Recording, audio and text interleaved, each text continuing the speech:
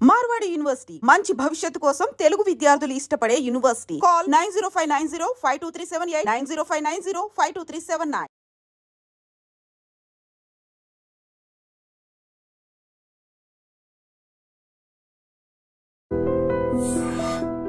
పలు భాషల్లో మీరు భగవద్గీత ఉపదేశం చేస్తున్నారు అని చెప్పి విన్నాను. పరమాత్మకు జీవాత్మకు బంధం దాని గురించి శ్రీకృష్ణుడు అవతారాన్ని చాలించిన తర్వాత మనకు భగవద్గీత అంటే మనం చదవకూడదు, ఎవరైనా పోయినప్పుడు మాత్రమే చదవాలా, అప్పుడే వినాలా అనేటువంటి ఒక తప్పు అభిప్రాయం కల్పన. యూరోప్లో క్రిస్టియన్స్ కూడా చదువుతున్నారు, ఎందుకంటే దాంట్లో తత్వం అందరికీ కావలసినటువంటిది. ఎక్కడ లోపం జరుగుతుందంటారు స్వామీజీ? నేను అర్థము పూర్తిగా చదవకపోవటం. అమ్మగారే మీ గురువు అని చెప్పి విన్నాము, యోగిని మేనత్త గారి గురించి కూడా. అమ్మగారి గురువులైనప్పటికి కూడా నేను ప్రతి సెకండ్ ప్రతి గురువును నేను తీసుకుంటూ ఉంటాను. కానీ ప్రారంభం గురువు అమ్మనే. నాకు అడవిలో బతికాము మేము. ఒక 2000 ఆవులు ఉండేది, ఒక 1000 ఎకరాల వరకు తాతగారిది. వెళ్ళి అక్కడ అడిగాను, ఎందుకు వచ్చారు? ఏం లేదు, నేను పుట్టిన స్థలం దీన్ని తవ్వండి. తవ్వుతూనే శివలింగం.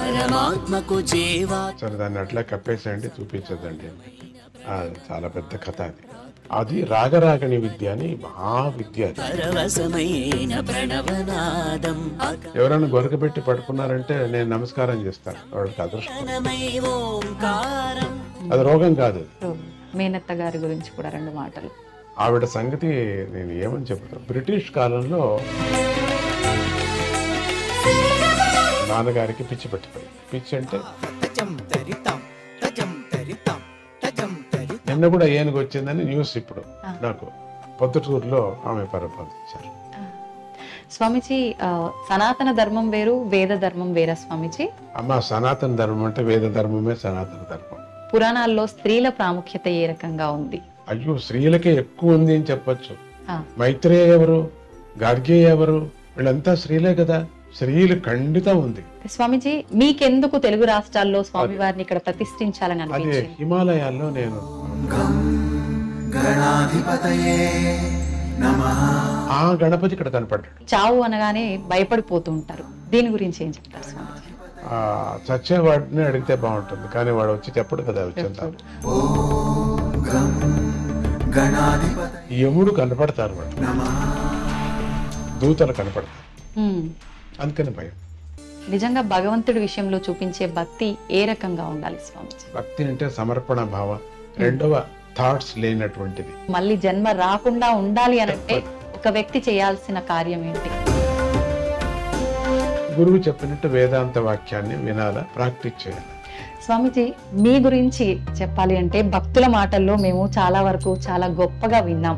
నిజంగా ఇదంతా ఎలా సాధ్యపడుతుంది స్వామీజీ? అది నీకు అమృతం ఎట్లా వచ్చింది అన్నట్టుగా ఉంది మీ మాట. నాకు ఎట్లా సాధ్యపడిందంటే వచ్చింది, అట్లా వచ్చేసింది. యువతకు మీరు ఒక మంచి సందేశం ఇవ్వాలి అంటే ఎటువంటి సందేశం ఇస్తారు? యువతకు చెప్పటం ఏంటంటే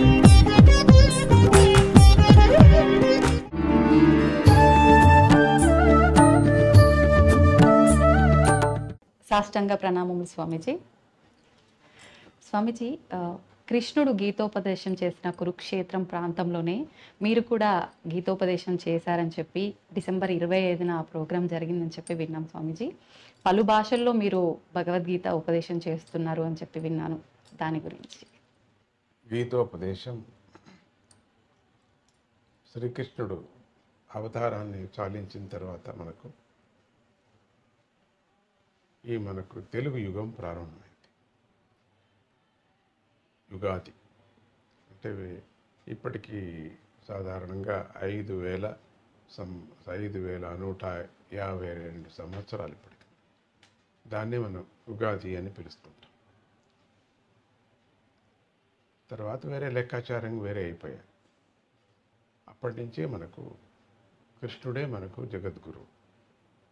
ఆయన బోధించినటువంటి ఉపదేశం, ఉపనిషత్తులు సారం, వేదాంత సారం అత్యంత సరళంగా, సులభంగా కర్మయోగులకి కర్మం చేస్తూ, అంటే వ్యవసాయానికి మొదలుకొని అన్ని రంగాల్లో ఉండేటువంటి వాళ్ళందరికీ కూడా దాంట్లో వేదాంత జ్ఞానాన్ని బోధించుకొని వచ్చారు.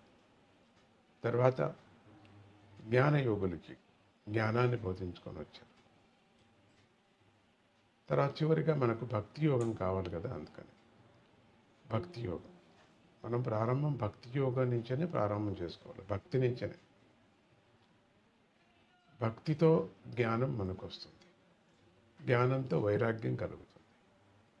అందుకని ఈ మూడు కూడా స్వామి మనకు బోధించాడు. కాబట్టి అత్యంత సులభమైనటువంటిది, మానవాళికి అందేటువంటి వేదం, ఉపనిషత్తు సారం, ఉపదేశం. ఇది కేవలం మన భారతీయులకే కాకుండా మానవాళి అన్నారు. అంటే అన్ని దేశం వాళ్ళు అందరూ కూడా భగవద్గీతను చాలా ప్రోత్సహిస్తారు. పెద్ద పెద్ద లీడర్స్, వేరే వేరే ఇతర దేశస్తులు కూడా, అన్ని దేశస్తులు, ఇంగ్లాండ్ నుంచి మొదలుకొని రష్యా వరకు కూడా, చైనా వరకు లీడర్స్ అందరూ కూడా భగవద్గీత కొటేషన్ తీసుకుంటుంటారు. అంటే భగవద్గీత మానవాళికి సంబంధించింది. దానికి ఎక్కువ కొంచెం భారతీయులకు సంబంధించింది ఎక్కువ ఉంది కాబట్టి దాని తొందర ఏం పర్వాలేదు. మనకు ఏది కావాలనో మనం తీసుకోవాలి. వాళ్ళందరూ ఏదేది కావాలనో వాళ్ళు తీసుకున్నారు. ఈ కర్మయోగాన్ని, జ్ఞానయోగ, సన్యాస యోగాన్ని అటువంటిదంతా వాళ్ళు ఏం తీసుకోలేదు. వాళ్ళకి ఏం కావాలనో, వాళ్ళ రాజ్యం ఉండటానికి, మరి వాళ్ళ ప్రజలు బాగుండటానికి అపురూపమైనటువంటి భగవంతుడి వాక్యాన్ని అందరూ కూడా ప్రోత్సహించారు. అందుకని మనకు భగవద్గీత, శ్రీకృష్ణుడే మనకు జగద్గురువు. ఆయనే బ్రహ్మ, ఆయనే విష్ణు, ఆయనే సదాశివుడు. శివుడు కూడా భగవద్గీతను చదువుతారు. శివపార్వతులు ఇద్దరు భగవద్గీతను గురించి చర్చించారు కూడా. భాగవతాన్ని చర్చించినట్టుగానే భగవద్గీతను కూడా చర్చించారు. భాగవతం చర్చిస్తే భగవద్గీత దాంట్లో వస్తుంది, మహాభారతాన్ని చర్చిస్తే దాంట్లో వస్తుంది. అటువంటి భగవద్గీత అందరికీ, చిన్నవాళ్ళకు, పెద్దవాళ్ళకి, చదువుకున్న వాళ్ళకి, చదువు లేని వాళ్ళందరికీ కూడా అత్యంత అద్భుతమైనటువంటి నీతిని తెలిపేటువంటిది, ఆధ్యాత్మ చింతన మార్గాన్ని చూపించే అటువంటిది మనకు భగవద్గీత. ఎవరికి ఏ రంగంలో ఉన్నారో ఆ రంగం వాళ్ళందరికీ కూడా భగవద్గీత అత్యంత శ్రేష్టమైంది. కాబట్టి అందరూ దీన్ని ఉపయోగిస్తున్నారు. మొదట్లో మనం మామూలుగా తెలుగు వాళ్ళు, ఈ రెండు తెలుగుదేశం వాళ్ళు భగవద్గీతను ఎట్లా చూస్తూ ఉంటుంటే, ఎక్కడన్నా భగవద్గీత వినపడుతుంటే వాళ్ళు ఎవరో పోయారు అనే విధంగా అనుకున్నారు. ఘంటసాల పాడుతుంటే ఎవరో పోయారు అని అట్లా పెట్టుకున్నారు దాన్ని. భగవద్గీత అంటే మనం చదవకూడదు, ఎవరైనా పోయినప్పుడు మాత్రమే చదవాలా, అప్పుడే వినాలా అనేటువంటి ఒక తప్పు అభిప్రాయం, కల్పన వచ్చింది. దీన్ని తప్పు కల్పన పోవటానికి చాలామంది కృషి చేశారు. దాని వెనకాల కూడా చాలామంది కృషి చేశారు భగవద్గీత. కానీ ఎందుకు అంత ప్రచారం ఎందుకు రాలేదో తెలీదు. ప్రభుపాదులు చాలా చేశారు. తర్వాత చిన్మయానంద స్వామి చాలా వరకు చేశారు, మహానుభావుడు ఆయన. చివరి వరకు నా దగ్గరే చూశారు, నా దగ్గరే నాకు చాలా సన్నిహితుడు ఆయన. చిన్మయానంద చాలా చేశారు. కానీ ఇంతగా పల్లె పల్లెకు వెళ్ళలేదేమో అనిపిస్తుంది. వాళ్ళు ఒక ఏజ్కు, ఒక స్టేజ్కి చేశారు. ఇప్పుడు ఇది ఎందుకు అన్ని చోట్ల వెళ్ళకూడదు, పల్లె పల్లెకు ఎందుకు వెళ్ళకూడదు, తెలియని వాళ్ళకు కూడా ఎందుకు తెప్పకూడదు, విద్య లేని వాళ్ళకి ఎందుకు చదవకూడదు అనే ఒక హఠముతో మా అత్తయ్య నాకు గురు, ఆవిడే గురు, యోగ గురువు ఆవిడ భగవద్గీత చెప్పేటప్పుడు ఒక 2 తప్పులు చెప్తూనే నాకు వాత పెట్టింది, నువ్వు తప్పు చెప్తావా అని. అప్పటి నుంచి నాకు కోపం వచ్చింది దాని మీద. నీకు వాత పెడతావా నువ్వు, నన్ను ఇంత కష్టపడి చెప్తే నేను చెప్పను పో అని. తర్వాత కొన్ని రోజులు అయిన తర్వాత చిన్మయానందరూ వచ్చి చెప్పారు, నువ్వు నాయన చాలా బాగా పాడతావు, నువ్వు భగవద్గీత పాడితే బాగుంటుంది, చెప్తే బాగుంటుంది అంతగా అనిపించలేదు కూడా, చూస్తాంలే. ఉమ్, సడన్గా పరమాత్ముడే నాకు ప్రేరేపణ. నేను స్వప్నం అని అంత అనను, చెప్పను. నా కలలో వచ్చాడు అట్లంతా అనను. ఆ, ఆ, ప్రేరేపణ కలిగి, అమ్మగారు కృష్ణుడు భక్తుడు, ప్రేరేపణ కలిగి అప్పుడు మళ్ళీ అమ్మ ఏదో జ్ఞాపకం చేసినట్టుగా, మళ్ళీ మా అత్తయ్య జ్ఞాపకం చేసినట్టుగా ఇక ప్రారంభం చేస్తూనే ఆ మరుసటి రోజే కొన్ని వందల పుస్తకాలు ఎక్కడెక్కడి నుంచినో వేరే వేరే భాషల్లో భగవద్గీత నా దగ్గర రావటం జరిగింది. ఉమ్, వందలు వచ్చి పడ్డాయి, మిరాకల్ లాగా. ఒక మాయ చేసి ఒక మాయగాడు వేసినట్టుగా వచ్చాయి. సో ఇండికేషన్ చాలా బాగుంది అని చెప్పి అప్పటి నుంచి ఇది ప్రారంభం చేశారు. అమెరికాకు వెళితే చిన్న చిన్న పిల్లలు నా వెంట పడేవారు, కిందరి జోగిలాగా. మిఠాయి సృష్టి చేసి ఇవ్వటం అట్లా పద్ధతి నాకేం లేదు. అయినా వెంట పడ్డారు అందరూ, తాతాజీ తాతాజీ తాతాజీ అని ఒకటే గోల. వేల కొద్ది పిల్లలు పడేవారు, ఎంత చిన్న పిల్లలు కూడా. మాట అప్పుడప్పుడే మాట వచ్చిన పిల్లలు కూడా అమెరికాలో. ఒకరోజు అనిపించింది, మీరంతా ఇంత నన్ను ఇష్టపడుతున్నారా? ఇష్టపడుతున్నాను. అయితే చాలా బాగా ఇష్టపడేటట్టయితే భగవద్గీత మీరు చదివితే నాకు ఇష్టమవుతుంది. అమెరికాలో రావటానికి కారణం ఇది. ఉమ్, అప్పటికప్పుడే ఒక 8 మంది పిల్లలు భగవద్గీతను కంఠపాఠం చేయడానికి ప్రారంభం చేశారు. మళ్ళీ నేను 6 నెలల్లో వస్తాను, మీరు నాకు చెప్పాలి. మీరు ఉమ్, చెప్పారు.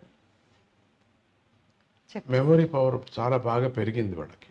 చదివిన తర్వాత ఒక 8 మంది పిల్లలకి ఒక ప్రయోగంలాగా జరిగింది ఇక్కడ డాలస్లో. ఆ,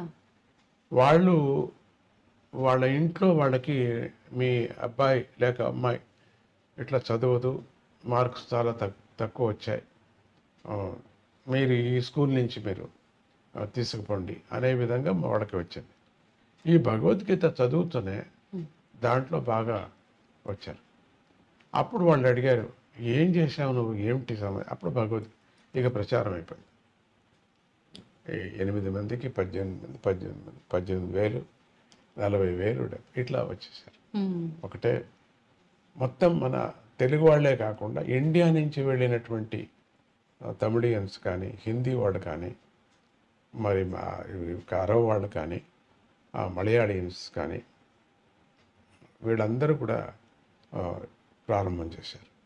ఇప్పుడు మన 3 ఏళ్ల నుంచి 40,000, 70,000 మంది ఒక పెద్ద పెద్ద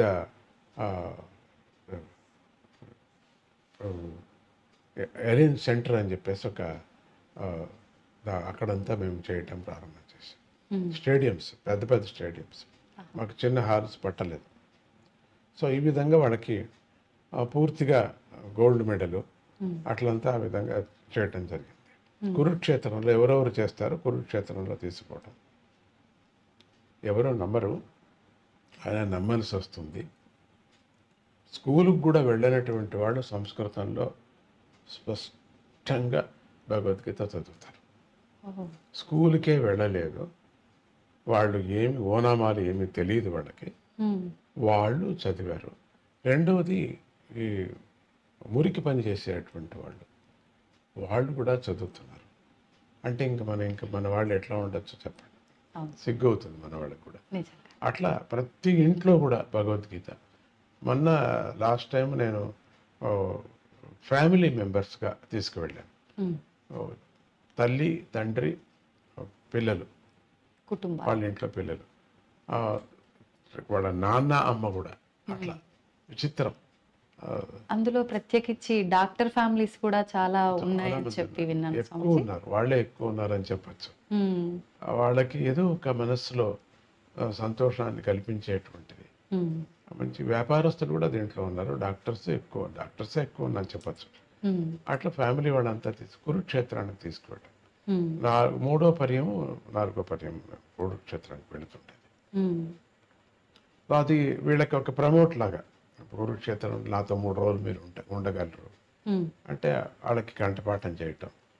ఎవరికి క్లాస్లో సరిగా ఉన్నారు లేదు, ముద్దుగా ఉన్నారు అన్న పిల్లలకి భగవద్గీత చెప్పిస్తే అటు భగవద్గీత వస్తుంది, అటు వాళ్ళ ఇంట్లో మంచి కార్యక్రమం జరిగినట్టు ఉంటుంది. రెండోది వాళ్ళ ఇండ్లలో సైకలాజికల్గా ఇప్పుడు చూస్తే గమనిస్తే కష్టాలన్నీ పోయినట్టుగా ఉన్నాయి, అందరికీ ఉన్నాయి కష్టాలు, ఎక్కడికి పోవు కదా అవి. అవును. అయినా దాన్ని కేర్ చేయకోకుండా బతుకుతున్నారు, సంతోషంగా ఉన్నారు, హ్యాపీగా ఉన్నారు, నందగోకులం లాగా ఉన్నారు.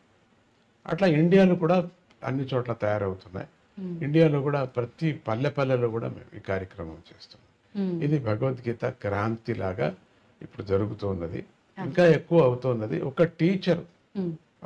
టీచరు ఒక పద్ధతి మేము పెట్టుకున్నాం. ఒక టీచర్ ఒక 10 మందికి పిల్లలకి చెప్పాలి, వాళ్ళలో గోల్డ్ మెడల్ తీసుకుంటే ఆ 10 మందికి ఇంకొక 10 మందికి చెప్పాలి. సో 1 to 1 అట్లా ఇంటింటికి భగవద్గీత లాగా.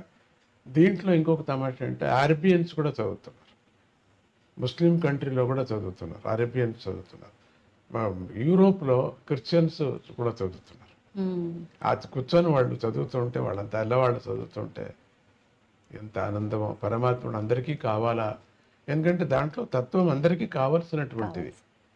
కొన్ని భాగాలు ఏదో ఇక్కడ ఉండే వాళ్ళకి మాత్రం ఉంది, కానీ అన్ని భాగాలు భగవంతుడికి, అవి మన మనుషులు కావలసినటువంటిది. అది భగవద్గీత యొక్క క్రాంతి, భగవద్గీత యొక్క యజ్ఞం. అది దాని గురించి ఎంతైనా నేను చెప్పగలను. అట్లా సంతోషంతో అన్ని చోట్ల ఈ భగవద్గీత ప్రచారంగా వాళ్ళకే మంచిది, జీవనానికి చాలా మంచిది.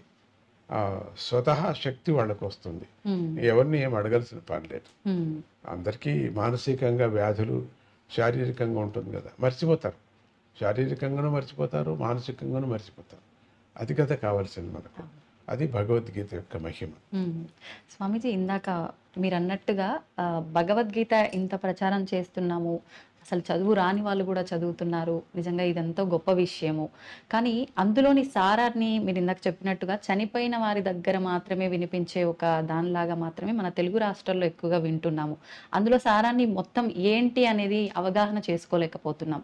ఎక్కడ లోపం జరుగుతుందంటారు స్వామీజీ? నేను అర్థము పూర్తిగా చదవకపోవటం, అర్థాన్ని మనం మాటిమాటికి వినకపోవటం, అర్థం వ్యాఖ్యానం చేసే పుస్తకాలు దండిగా ఉన్నాయి. ఇప్పుడు ఇంతలా పుస్తకం స్వామీజీ రాశారు, చాలా పెద్ద వ్యాఖ్యానం. అది దాంట్లో అంత పెద్దది అయ్యలేదని మళ్ళీ చిన్నదిగా కూడా దాన్ని చేశారు. అర్థం చేసుకుంటే మనకు చనిపోయిన వాళ్ళకి కాదు, అది బతికిన వాళ్ళకే అని చెప్పాలి. ఇప్పుడు చనిపోయిన వాళ్ళు ఎక్కడ ఉంటారు? చనిపోయిన వాళ్ళ ముందర భగవద్గీత చదివితే బతికిన వాళ్ళకి మెలకువ. ఒకరోజు నువ్వు ఇట్లా అయిపోతావు, జాగ్రత్తగా ఉండు, నువ్వు దానికోసం నువ్వు సాధించు అని బతికిన వాళ్ళకి జ్ఞానం, కానీ చచ్చిపోయిన వాళ్ళకు జ్ఞానం కాదు. ఇంకా ఎక్కువ దాంట్లో లోతుగా యోచన చేస్తే ఆ జీవి ఉత్తమ గతి పొందుతుంది అనేటువంటి ఒక నమ్మకం. ఇప్పుడు వెళ్ళినటువంటి జీవి భగవద్గీత ఇంకా బతికినప్పుడే వినాల, పోయినప్పుడే ఏమి వినేది లేదు. వాళ్ళ మంచి ప్రయాణం కానీ, ఎందుకంటే మనం గరుడ పురాణం చాలా నమ్ముతాం మనం. రెండవది పునర్జన్మం నమ్ముతాం మనం, కానీ పాపాల గురించి మనం నమ్ముతాం. పాపభీతి లేకపోతే మనుషులు ఉండడం కదా. అందుకని ఇప్పుడు అది ఆ భావము ప్రతి ఒక్కరికి చచ్చిపోయిన దానికి వైరాగ్యము, త్యాగము అంత మాత్రమే భగవద్గీత చెప్పలేదు, బతికే విధానం కూడా చెప్పింది, వ్యాపార విధానం చెప్పింది. దాంట్లో ఎట్లా నువ్వు పుచ్చుకోవాలా, ఎంత తీసుకోవాలా, ఎంత మోసం చేయకూడదు, అది కూడా చెప్పుకొని వస్తుంది. కాబట్టి ఒక ఇల్లాలు ఎట్లా ఉండాలా, ఒక సంసారం ఎట్లా ఉండాలా వ్యాఖ్యానంలో పూర్తిగా మహాభారతం ఏం చెప్పిందో, మహాభారతంలో సారం అంతా కూడా ఆధ్యాత్మిక సారము, వ్యవహారిక సారం అంతా భగవద్గీతలో చెప్పింది. ఇక భగవద్గీతలో 2వ అధ్యాయంలో మొత్తం వేదాంత సారం అంతా చెప్పేస్తుంది. 2వ అధ్యాయమే చాలిక మనకు అనిపిస్తుంది. అందుకని ఆ అధ్యాయం విన్నా కూడా, ఒక శ్లోకం విన్నా, సగం శ్లోకం విన్నా కూడా దాని యొక్క అక్షరాలు, ప్రతి భగవద్గీతలో ఉండినటువంటి ప్రతి శ్లోకము బీజాక్షరాలు అన్ని. ఒక్కొక్క అక్షరానికి ఒక్కొక్క అర్థం, ఒక్కొక్క ఉపనిషత్తు, ఒక్కొక్క అక్షరానికి, ఒక్కొక్క పాదానికి కాదు, దాంట్లో ఒక్కొక్క అట్లా చెప్పాడు పరమాత్ముడు. భగవంతుడే దిగి వచ్చి భగవంతుడే బోధించాడు. భగవత్ స్వరూపము మనమంతా సన్యాసులంతా భగవత్ స్వరూపమే అంటున్నాం కాదు అని అంతగా నమ్మటం లేదు మనం. కానీ భగవంతుడే వచ్చాడు, భగవంతుడు అనటానికి విశ్వరూపం చూపించాడు కాబట్టి భగవంతుడు అన్నాం. అంతవరకు భగవంతుడు అర్జునుడు కూడా అనలేదు. దగ్గర ఉండే అర్జునుడు బావా ఏ వరే పరే అన్నాడు. విశ్వరూపం చూపించిన తర్వాత ఆయన దగ్గరికి వెళ్ళటానికి భయపడ్డాడు. తర్వాత అంతవరకు దగ్గర ఉండినటువంటి వాడు యుద్ధం అయిపోయిన తర్వాత, రాజ్యం దొరికిన తర్వాత ద్వారకాకి వెళ్ళిపోయాడు. అర్జునుడు చూడాలన్నా కూడా కాలేదు. ద్వారకాకి వెళ్ళాడు, 3 రోజులు కాచుకున్నాడు లోపలికి వెళ్ళాలంటే. అప్పుడు అర్జునుడికి అనిపించింది రియలైజేషన్, మన దగ్గర ఉండేంత వరకు పదార్థాలు తెలియదు మనకు, దూరం వెళ్ళిపోయిన తర్వాత మనకు తెలుస్తుంది, అర్రే ఎంత పని చేశాంరా మనం అనిపిస్తుంది అని అర్జునుడికి మనకు నేర్పించడానికి అర్జునుడిని పావుగా చేసుకున్నాడు.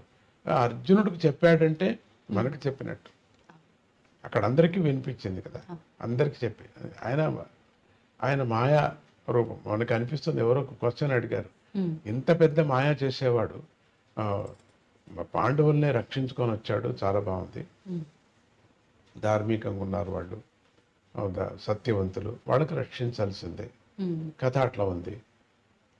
స్వామి మనసు చేసింటే ఈ కౌరవులు అంత పెద్ద అక్షోణిని అంత వివరణ చేశారు కదా, అట్లా ఒక్కపారు అట్లానంటే వాళ్ళ మనసు అంతా మారిపోవు కదా అని ఎవరో ఒకరు అడిగారు. వాళ్ళందరినీ సాత్వికులుగా చేసేసుకోవచ్చు కదా, ఒక్కపారి ఎందుకు చేయలేదు అని ఒక ప్రశ్న అడిగారు. కౌరవులు నిజంగా అదృష్టవంతులు, ఆయన కంటెదురుగా మోక్షాన్ని పొందారు, పాండవులు పొందలే. పాండవులు స్వామి లేనప్పుడు పొందారు, వీళ్ళు స్వామి ఎదురుగా పొందారు కౌరవులు. ఎందుకంటే తనలో చేర్చుకున్నాడు. ఎవరో అడిగారు, అమ్మవారికి ఎందుకు పుర్రెలంతా హారంగా ఉంటుంది, ఏంటి ఇది బాగలేదు కదా, కాళికామ్మ చూస్తే నమస్కారం చేయబుద్ధి పుట్టింది, నువ్వు ఇంగ్లీష్ వాడు అడిగాడు. అయ్యో మూర్ఖుడా, అది కాదు, వీళ్ళందరూ కూడా అమ్మవారి యొక్క పుత్రులు. దుర్మార్గం వచ్చింది వాళ్ళకి, సత్వగుణం మారిపోయి వాళ్ళకి రజోగుణం వచ్చి తమో గుణంతో నాశనం అయిపోయారు. అటువంటి శరీరాలు వాళ్ళు అనుభవించిపోయారు. కానీ ఇక్కడ అమ్మ పేగు కదా, అందుకని వాళ్ళందరినీ పొర్రెలు వేసుకుంది, ప్రేమగా వేసుకుంది. శివుడు కూడా విభూతిని పూసుకున్నాడంటే తన భక్తులు, తన కొడుకులు, తన వాడు భస్మమైంది, భస్మాన్ని వేసుకున్నాడు, అంతేగాని తిక్క కాదు. స్వామిజీ, ఎలాగూ అమ్మగారి ప్రస్తావన వచ్చింది కాబట్టి అమ్మగారే మీ గురువు అని చెప్పి విన్నాము. ఇందాక మీరు కూడా చెప్పడం జరిగింది మేనత్త, యోగిని మేనత్త గారి గురించి కూడా, వాళ్ళ గురించి మీ మాటల్లో ఒక 2 మాటలు. అమ్మగారి గురువులైనప్పటికి కూడా నేను ప్రతి గురువును నేను తీసుకుంటుంటాను. దత్తాత్రేయుని ఇప్పుడు 24 గురువులు ఆయన ఎట్లా తీసుకున్నారో నేను అంతకన్నా ఎక్కువ తీసుకున్నాను. నాది లెక్క ఎక్కువ అయిపోయింది. కానీ ప్రారంభం గురువు అమ్మనే నాకు, సంగీతంలో కానీ జ్ఞానంలో కానీ, మరి ఎట్లా బతకాలనేది కానీ. అడవిలో బతికాం మేము, మాకు ఇది ఏది తెలీదు, కరెంటు కూడా మాకు తెలియదు అప్పట్లో.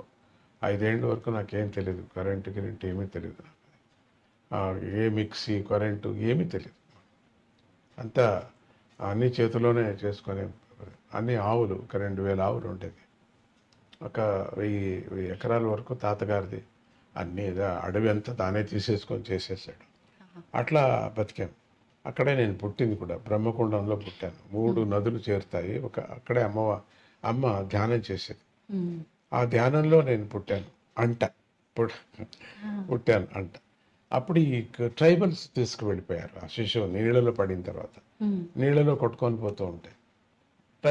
అమ్మకు జ్ఞానం లేదు. అప్పుడు అమ్మమ్మ గారు వెళ్ళి ఎవరో చెప్పారు, ఇట్లా మీ శిశువుని తీసుకుపోతున్నారు, మీ మనవుడు అది అమ్మకే పుట్టింది అట్లా ఎవరు చూసారే ఉంటావు, చూసిన వాళ్ళు దేవతలే ఉండొచ్చు. అప్పుడు వెళ్ళి అమ్మమ్మ తీసుకొచ్చి ఒక స్థలంలో వేశారు. ఆ ట్రైబల్స్ ఇచ్చారు. అది ఒక అర్కావతి నది దాటి అన్ని అది అక్కడ పెద్ద కావేరీ నది కూడా, చాలా పెద్ద కావేరీ నది, అఖండ కావేరీ. సరే అక్కడి నుంచి అప్పుడు అర్కావతి బాగా నీళ్లు ఉండేవి, ఇప్పుడు ఉన్నాయి. అక్కడి నుంచి తీసుకొచ్చి ఒక భూమి వాళ్ళు ఉండినటువంటి స్థానం దగ్గర వేశారట. ఇది అయిన తర్వాత 21 సంవత్సరాలు అయిన తర్వాత నేను చూడాలనిపించింది నాకు ఆ భూమిని, నేను పుట్టిన స్థలం చూడాలనిపించింది. భక్తులంతా ఒత్తిడి, మీ స్థలం చూపించండి, మీరు పుట్టిన స్థలం, వద్దయ్యా వద్దు అన్న వినలేదు. సరే ఇటువంటి వాళ్ళు ఉంటారు కదా, అటువంటి వాళ్ళు, సరే వెళదాం. వెళ్ళి అక్కడ అడిగాను, ఇక్కడ దేవర్సి గౌడరు అని చెప్పి, గౌడ అని అక్కడ ఆయన తీసుకుంటుంటాడు, బాగా వయసు అయింటుంది. అడుగుతూనే అంతా మీ తాతగారితో ఇదంతా మేము తీసుకున్నాము, చాలా సంతోషం. మనవుడు వచ్చారు, మీరు చాలా సంతోషం. నువ్వైనా వచ్చావు, మాకు సంతోషం అయిపోయింది. నాకు అవసాన కాలం అయిపోతున్నది. ఎందుకు వచ్చారు అంటే ఏం లేదు, నేను పుట్టిన స్థలము అది చూసి అక్కడ ఒక స్తూపం కట్టాలా అని, ఒక పెద్ద స్తూపం కట్టాలని భక్తులు అపేక్ష పడుతున్నారు. ఓహో, నాకు ఇవ్వు కొంచెం, ఒక 40 అడుగులు మాత్రమే ఉంటాయి. అంతే కదా, మీరు పుట్టిన స్థలం చూపిస్తారా? తీసుకువెళ్ళండి. అట్లా తిప్పారు, తీసుకువెళ్తే ఇక్కడ వేశారు. ఫస్ట్ శరీరం పడింది ఇక్కడ భూమి మీద, ఇక్కడ అని పడిందని ఎట్లా చెప్తారు? మీకు తెలియదు కదా, శిశువు కదా. ఇక్కడ అని ఎందుకు చెప్తున్నారు? మీ పక్కలో ఎవరు లేరు కదా, ముసలవాళ్ళు చూసిన వాళ్ళు లేదు. ఇక్కడే దీన్ని తవ్వుతూనే శివలింగం, ఒక చిన్న ఆలయం లాగా శివలింగం. సరే, దాన్ని అట్లా కప్పేసేయండి, చూపించదండి అని చెప్పి ఆ లింగం మాత్రం పైకి తీసి అక్కడ ప్రతిష్ఠ చేయటం జరిగింది. దత్తాత్రేయుని ప్రతిష్ఠ చేయటం జరిగింది. నాకు కొంచెమే చాలు అన్న, ఒక 1/2 ఎకరా అంత చాలదు మీకు, 5 ఎకరాలు ఇస్తా మీకు అన్నాడు. ఇది మీ భక్తులను చూసి మీకు చాలదు, ఇదంతా చాలు. సరే, అట్లే చేయండి. తర్వాత పిల్లలకు కూడా వాళ్ళకి వైరాగ్యం పుట్టి వాళ్ళు కూడా ఇచ్చేస్తారు. చాలా పెద్ద ఏరియా అయింది, బాగుంది. అక్కడ మంచి మెడిటేషన్ కూడా చాలా. ఆ అమ్మ నన్ను ఎప్పుడు కూడా తీసుకువెళుతూ ఒక వృక్షం కిందకి, ఆవిడ దత్త ఉపాసకురాలు, దత్తాత్రేయుడు యొక్క ఆ దత్తుడినే ఎప్పుడు కొలుసుకుంటూ ఉండేది. ఫకీర్ సాఫీ అని చెప్పేసి ఒక ఆయన, 150 ఏండ్లు ఆయనకి, 120 నుంచి 150 ఏండ్లు అతనికి. ఆయనే కాచుకున్నారు వచ్చి. ఆ తాతగారు చెప్పారు, నువ్వు ఎందుకున్నాయా ముసలివాడు అంటే, నా గురువు పుడతాడు, నేను చూసుకొని వెళ్ళిపోతాను. ఎవరికి పుడతారు? కొనా కూతురుకు పుడుతుంది. పెండ్లే కాలేదు, పెండ్లి అవుతుంది, పుడతాడు, చూసుకొని వెళ్తాడు. పెండ్లి కావటం జరిగింది. యాత్రకు వచ్చిన వాడు పెళ్లి చేసేసారు నాన్నగారిని. చాలా పెద్ద కథ అది, చాలా పెద్ద కథ. ఆ పెళ్లి యాత్రకు వచ్చిన వాడిని చేయటం జరిగింది. ఆయన పుట్టడం 5 ఏండ్లు అయిన తర్వాత, 5 ఏండ్ల వరకు పుట్టలేదు, కాచుకునే ఉన్నాడు. అయిన తర్వాత పుట్టడం జరిగింది. పుడుతూనే నమస్కారం చేసుకుని వెళ్ళిపోయాడు. ఎక్కడికి పోయాడో ఎవరికి తెలియదు. ఆ ఫకీర్ ఆయన గుర్తుగా ఇల్లు కూడా మేము అట్లే కట్టాం, ఆయన గుర్తుగా ఉండని అని చెప్పేసి. అమ్మగారు నన్ను ఎత్తుకొని అక్కడంతా సంగీత ప్రియ, చాలా సంగీతం, వీణంతా వాయించింది. ఆ సంగీతం నాకు అబ్బింది. రెండవది ఆ పక్షులు చూపించేది. ఆ చెట్టు ఇప్పటికీ అక్కడే పక్షులు వస్తూ ఉంటాయి. ఆ చెట్లు లేవు, అంత పెద్దగా ఉన్నాయి, అయినా దాంట్లో ఇప్పటికీ అక్కడ వస్తుంటాయి. రాత్రిపూట కొన్ని వేల పక్షులు వస్తాయి అక్కడికి. ఆ పక్షుల యొక్క రవం వినటం, దాని యొక్క స్వరం వినటం, ఇట్లా చూపిస్తూ తర్వాత పొలానికి తీసుకువెళ్ళేది దిన్నం. చూడు రాగులు ఎంత బాగున్నాయో, ఇక్కడ నేను వీణ వాయించాను, రాగులు వచ్చాయి చూడు బాగా, చూడు ఇక్కడ వీణ వాయించాను, ఆవులన్నీ మంచి పాలిస్తున్నాయి చూడు, చూడు పండ్లు ఎంత బాగున్నాయో, అకాలమైన పండ్లు, మామిడి పండ్లు అకాలం, మామిడి పండ్లు చూడు ఎంత బాగున్నాయి, ఎంత రుచిగా ఉన్నాయో చూడు. అకాలం చింతకాయలు, పెద్ద చింత చెట్టు ఉండేది అక్కడ, 5-6 చింత చెట్టు. అన్నీ సంగీతంలో అవుతుంది నాన్న అని చెప్పి. సంగీతం మీద మీరు అమ్మ ఆ రాగులు, మరి వరి కూడా ఉండేది, వరి, తర్వాత ఈ చింత చెట్లు, మామిడి పండ్లు, పూలు చెట్లు కూడా దండిగా ఉంటాయి, పూలు, ఇవన్నీ చాలా ఎంత బాగున్నాయమ్మా. దీన్ని మనుషుల మీద ఎందుకు ప్రయోగం చేయకూడదు? నాకు 5 ఏండ్లు అంతే, 4.5 ఏండ్లు. మాటలు అంతే, వచ్చిపోయే మాటలు. నువ్వు చెయ్యి అన్నారు, నీకు అది అబ్బుతుంది అన్నారు, అంతే. అది ఉపదేశం, నీకు అబ్బుతుంది, నువ్వు చెయ్యి అన్నారు. మనం ఎందుకు మనుషుల మీద చేయకూడదు? ఈ చెట్ల మీద, ఆవుల మీద చేసే బదులు మనుషుల మీద కూడా ఎందుకు చేయకూడదు? మంచి బాగవుతుంది కదా వాళ్ళకి, చేయవచ్చు. అది రాగరాగణి విద్య అని మహావిద్య అది. అది దీంట్లో చిదంబరంలో ఒక లైబ్రరీ, కుంభకోణం లైబ్రరీలో ఆ పుస్తకం ఇప్పుడు అంతా మాయమైపోయింది. అది తాళాపత్ర గ్రంథంలో ఉండేటువంటి రాగరాగణి విద్య. ఆ విద్యని ఎట్లనో అమ్మకి తెలుసు, ఎందుకంటే వాళ్ళ తాత ముత్తాత వాళ్ళంతా అక్కడి నుంచి వచ్చిన వాళ్ళు. అది చెప్పుకొచ్చిందమ్మ. రాగరాగణి విద్య నోటుతో రాయటం ఏమీ లేదు, భాగవతం అంతా రాసింది, పుస్తకంలో రాసుకుంది తన కన్నడం లాంగ్వేజ్లో. ఆ రాగరాగణి విద్య నోటుతో చెప్పింది నాకు. 5 ఏళ్లకు ఏమి పోయి ఉంటుంది బుర్రలో తెలియదు, అంత ఎంత పోయిందో అంత. సో అందుకని ఆ రాగరాగణి విద్య అబ్బటము అప్పుడే దీన్ని చేయటం. మరి ఈ పక్షులు యొక్క స్నేహం నాకు రావటం అక్కడ, ఎందుకంటే గగన చరాలు అయిన తర్వాత మనుషులు అవుతారు. అందుకని ఉత్తమ మనుషులు కావాలా అనే ఒక దృష్టితో పక్షులకు ఆహారం పెట్టండి అంటుంటా. మన కుటుంబంలోనే పుడతారు వాళ్ళు. మనం ఏమైనా మంచి ఆహారం పుడితే మంచి పిల్లకాయ పుడతాడు, మంచి పిల్లగా పుడుతుంది, మన ఇంట్లోనే పుడుతుంది. మన బంధువులుగా ఒక పక్షిని చూసామంటే మనం అది బంధువుగా పుడుతుంది. ఇది నియమం ఇది. ఒక కాకిని చూస్తే, ఒక గద్దం చూస్తే మన దగ్గర పుడుతుంది, అది మన వంశంలో పుడుతుంది, అది తప్పదు. అది అంటే రుణానుబంధ రూపేణ అని చెప్పి అంటారు కదా స్వామీజీ, ఇది దాని కిందకే వర్తిస్తుంది. అదే ఆ దృష్టి దోషం మీద దృష్టి పాతం అంటారు దాన్ని. దృష్టిపాతం మీద వచ్చేస్తుంది అది. అది రుణమనే. గాడిది కూడా మన ఇంట్లో పుట్టచ్చు, అది వేరే. కానీ ఇది ఎక్కువ అక్కడి నుంచి తక్షణం పుట్టేది పక్షి నుంచి మనిషి పుడతాడు. సో మనం ఎప్పుడు ఆహారం వేస్తున్నాం మన ఇంట్లోనే పుడుతుంది, మంచిగా పుడుతుంది. ఒకవేళ వేరే చోట పుట్టినా పర్వాలేదు, మనకు దాని ప్రశ్న వద్దు. మంచిగా పుట్టని, మంచిగా ప్రజలు కానీ అనే దృష్టితో పక్షులను సాకమని చెప్తున్నారు. నాదాన్ని వినండి, సూదింగ్ నాదం. రాత్రిపూట పడుకునేటప్పుడు మంచి నాదం వింటే హాయిగా నిద్ర వస్తుంది. మరి ఇంకేది మనం ఏది తాపత్రయాలు పడాల్సిన పని లేదు. నిద్ర మంచిగా ఉంటే పొద్దున బాగా మనం మాట్లాడతాం, లేకపోతే తిక్కగా ఉంటుంది. 2 రోజులు నిద్ర రాకపోతే మనిషిని మనం మాట్లాడించడానికి అయ్యలేదు, బుద్ధి చెడిపోతుంది. అది పరమాత్ముడు ఇచ్చినటువంటి గిఫ్ట్. ఎవరైనా గొరకబెట్టి పడుకున్నారంటే నేను నమస్కారం చేస్తాను, వాళ్ళకి అదృష్టం. గొరక పెడుతున్నాడని తిట్టాను నేను, వాళ్ళ యోగం అది అని.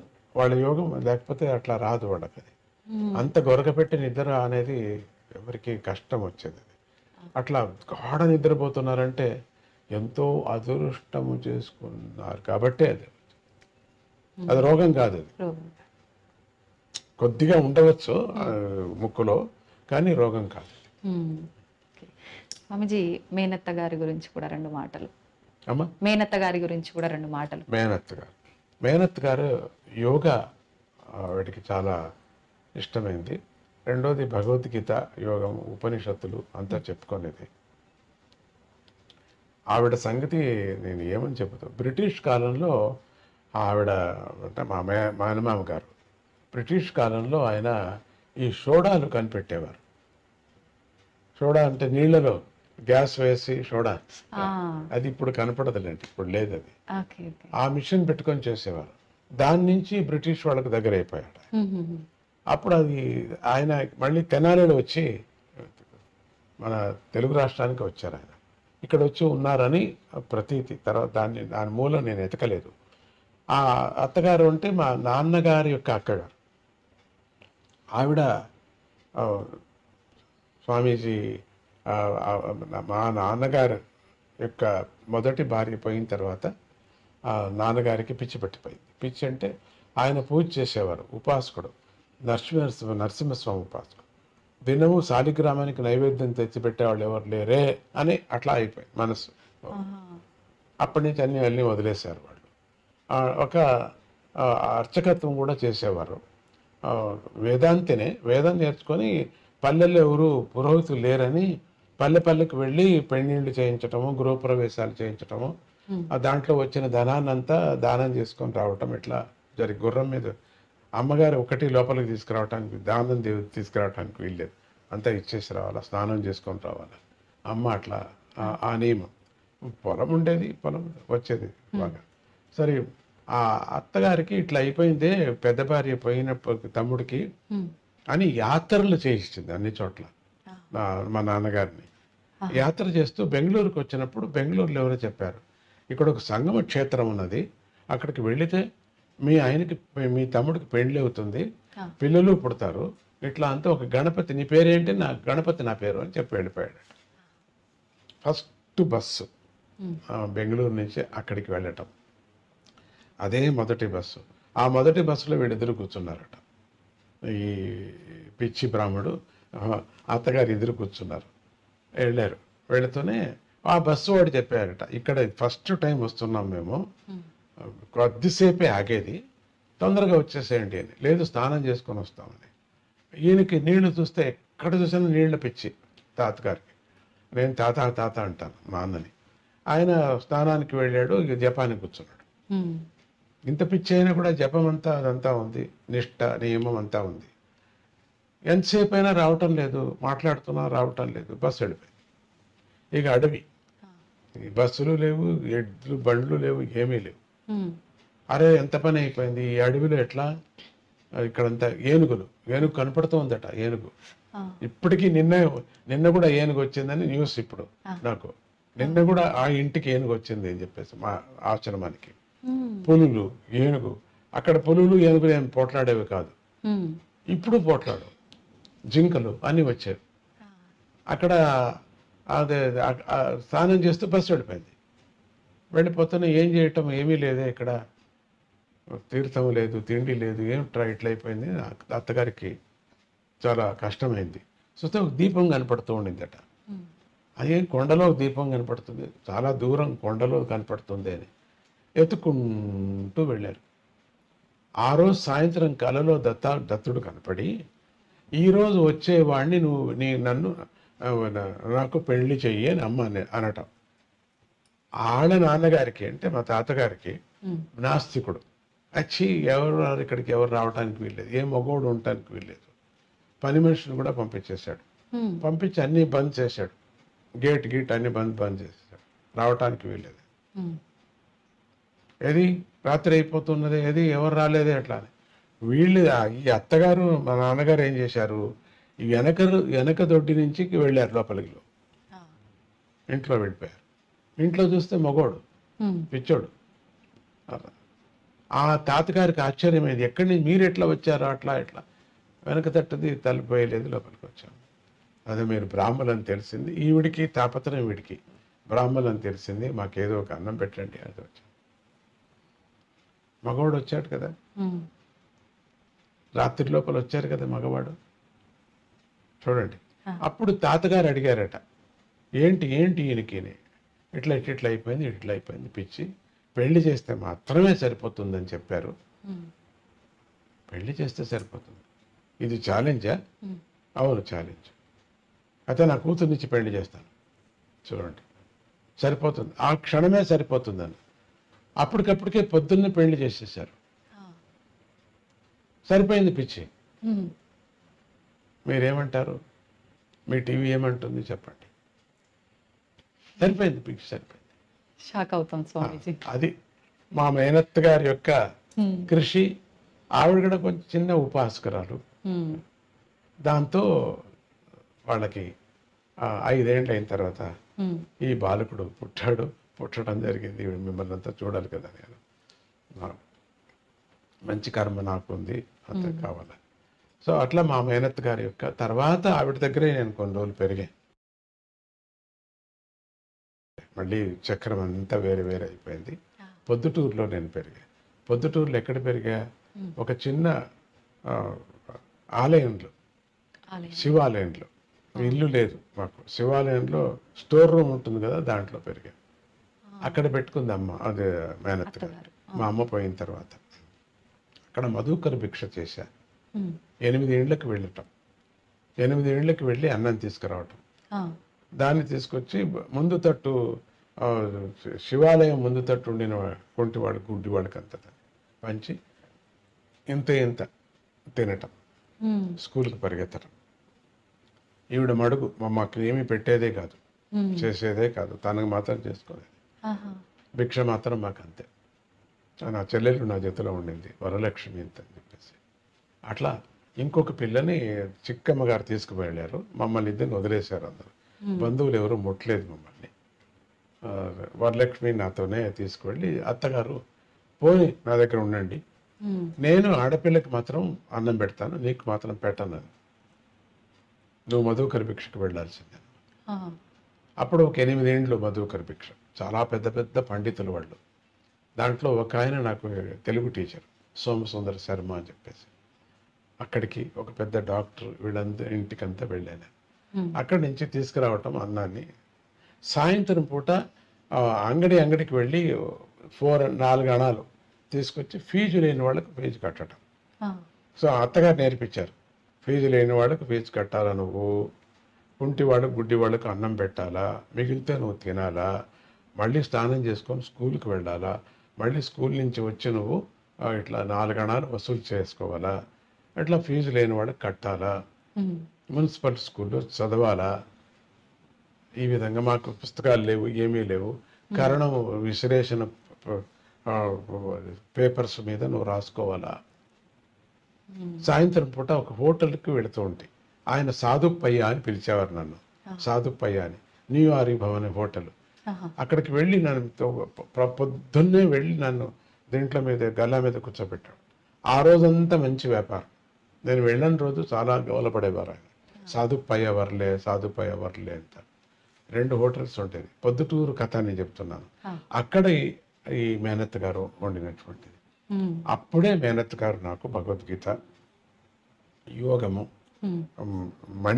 మణి వైద్య శాస్త్రం అంటే ఈ మాణిక్యాలతో సంబంధించినటువంటి క్రిస్టల్స్, మినరల్స్ ఆవిడికి అంతా తెచ్చిపెట్టుకోండింది. ఎక్కడ అంతా అటక నుంచి అన్ని దింపి దానిల మీద ప్రయోగం, మణిశాస్త్రము, మినరల్ శాస్త్రము ఆవిడ నేర్పించింది నాకు. అది మరి యోగము, హఠయోగం, చాలా హఠయోగము ఇవన్నీ క్రియాయోగంతో పాటు ప్రాణాయామంతో పాటు అన్ని నేర్పించినటువంటి మా మేనత్ గారు. ఆవిడే నాకు గురువు మేనత్ గారు. అమ్మగారు సంగీతానికి నాకు గురువు. ఇది మా మేనత్ గారి కథ. నేను ఎంత చెప్పినా నంద్యాలలో ఉండేవారు వారు. పొద్దుటూరులో ఆమె పరిపాలించారు. స్వామిజీ, అమ్మగారు అత్తగారు ఏదైతే చెప్పి మీకు ఆ రోజుల్లో నేర్పించారో ఆ విధానాన్ని మీరు ఇప్పుడు అంతా కూడా ఆచరిస్తూ మా అందరికీ మీ మంచి ఉపదేశాలు మీ మాటల ద్వారా అందిస్తున్నారు. అయితే ఇందాక మీరు చెప్పినట్టుగా అమ్మగారి మాటల్లో మీరు చేయగలుగుతారు అనే ఏదైతే మ్యూజిక్ థెరపీకి సంబంధించింది ఏదైతే ఉందో, ఇప్పుడు మీరు రాగసాగర అని చెప్పి నాద చికిత్స మ్యూజిక్ థెరపీ చేస్తున్నారు కదా స్వామిజీ, దాని గురించి. దాన్ని ఇప్పుడు రాగసాగర అనేటువంటి ఆ పేరుతో, కేవలం రాగం అనే పేరు, శబ్ద చికిత్స దాని పేరు. శబ్ద చికిత్సతో పాటు మణిమయ చికిత్స, తర్వాత మూలిక చికిత్స. నాన్నగారి నుంచి నేను మూలికా చికిత్స నేర్చుకున్నాను. ఆయన డాక్టర్, మూలికా డాక్టర్, ఆయన వైద్యుడు. ఆయన నుంచి నేర్చుకున్నాను. చిన్న గ్లాసులో వేసుకొని పెంచేవారు చెట్లను. అది బోన్సాయ్ అంటే నాకు ప్రేమ వచ్చింది, ఆయన నుంచే నాకు ప్రేమ వచ్చింది. ఇంతట్లోనే పెంచేవారు ఆయన. దాని నుంచి మెడిసిన్స్ తీసి ఆయన పాషాణం చేయటంలో చాలా పెద్ద సిద్ధహస్తుడు. కర్మ దీంట్లో ఎట్లా అంటే పాషాణం ఒక అది కేవలం వాసన చూస్తే ఎలకలు వెళ్ళిపోయేటట్టుగా పాషాణం, అది తింటే కాదు వెళ్ళిపోయేటట్టుగా చేసేవారు. చంపకూడదు అని అదొక నియమం. అది నాకు అది చాలా ఇష్టం. అది ఎట్లా అవుతుంది అది అని నాకు 8 ఏండ్లు వెళ్ళి తినేసాను. బాగా తీగొండి, దాన్ని తేనె వేస్తాడు కదా, తేనె తినేసాను. ఇక అంతే. ఇక నేను 3 రోజులు ఏమీ లేకుండా పోయింది, ప్రజ్ఞ లేకుండా పోయింది. దాంతో ఈ బోన్సాయ్ అంటే నాకు చాలా ఇష్టపడింది తాతగారి నుంచి. సంగీతం అంటే అమ్మ నుంచి నేను దానికి ఇట్లా రాగరాగణి విద్య చెప్పాను కదా, అక్కడి నుంచి తాంజావూరు లైబ్రరీలో ఇప్పుడు లేదు అది పుస్తకం. అక్కడ వాళ్ళకు దొరకటం, వాళ్ళు వినంగా మాటలతో ఇప్పుడు వేదము ప్రింట్ లేదు కదా, ఒకప్పుడు కేవలం నోటి నుంచే వచ్చేటువంటి. తర్వాత ఇప్పుడు ఇటీవల కాలంలో ప్రింట్ వచ్చింది, కానీ మొదట్లో లేదు కదా. అది జ్ఞాపకంతోనే అంతా వచ్చేది. అదే విధంగా రాగరాగణి విద్య కూడా అదే విధంగా రావటం కూడా. శబ్దాలకు తగ్గ రాగం, ఆ రాగాన్ని పరిశ్రమ. ఆ రాగం కేవలం అంతే, అది ఒక రుచిలాగా. ఇప్పుడు పాషాణానికి పిల్లలకి ఔషధి ఇస్తే దాని మీద కోటింగ్ షుగర్ వేస్తారు, షుగర్ కోటింగ్. కానీ ఆ షుగర్ కాదు, అది షుగర్ భావన తినేస్తాం, పిల్లలు తింటారు. ఆ విధంగా దీనికి రాగరాగని విద్యకు ఒక రాగం ఒకటి పెట్టాం, కోటింగ్ అంతే. ఈ రాగం మాత్రం కోటింగ్, కానీ అసలైంది శబ్దం. ఊరికే శబ్దం వినిపిస్తే వినరు కదా, బోరు. దానికి కొంచెం రాగరాగంగా వినిపిస్తే అందుకని రాగరాగిణి విద్య అని చెప్పేసి పూర్వం చేసేవారు. నేను చెప్పాను కదా, పూర్వం అసలు దీపాలు వెలిగేవి, నిజమైనటువంటి ఉపాసకులు పోయిన వాళ్ళు బతికేవాళ్ళు, ఇమీడియట్గా బతికి వాళ్ళకి కావలసి చెప్పి మళ్ళీ పోయిపోయారు. చావే. రాగరాగిణిని బతికించలేదు, ఎవరు బతికించలేదు. ఆ క్షణానికి వాళ్ళు బతికి చెప్పి వెళ్ళిపోయేవారు అని అవన్నీ మనం విన్నాం, కథలు విన్నాం కదా. సో అంత పవర్ దీని మీద ప్రయోగం చేయాలి. వీణ మీదనే, సితారు మీదనే చేసేది అని ఉండింది. అది చాలా కష్టపడేవాడిని. సితారు, వీణ, హార్మోనియం మీద చేయటం అనేది బాగలేదు అని చెప్పేసి పరమాత్ముడు నాకు ఈ ఒక ఎలక్ట్రానిక్ సాధన సడన్గా ఇచ్చాడు. మళ్ళీ చేయలేదు, ఇక చేయలేరు, అట్లా ఇచ్చారు. అది ఇంతవరకు చేయలేదు, మళ్ళీ చేయరు, అటువంటి ఒక వాద్యం దొరికింది. దాంతో ఎవరు ఇది వాద్యమా, ఇన్నేళ్లకు ఇంకా పెట్టుకున్నారా అంటారు. అటువంటి వాద్యం దాంట్లో మాడిఫై చేసి ఎలక్ట్రానిక్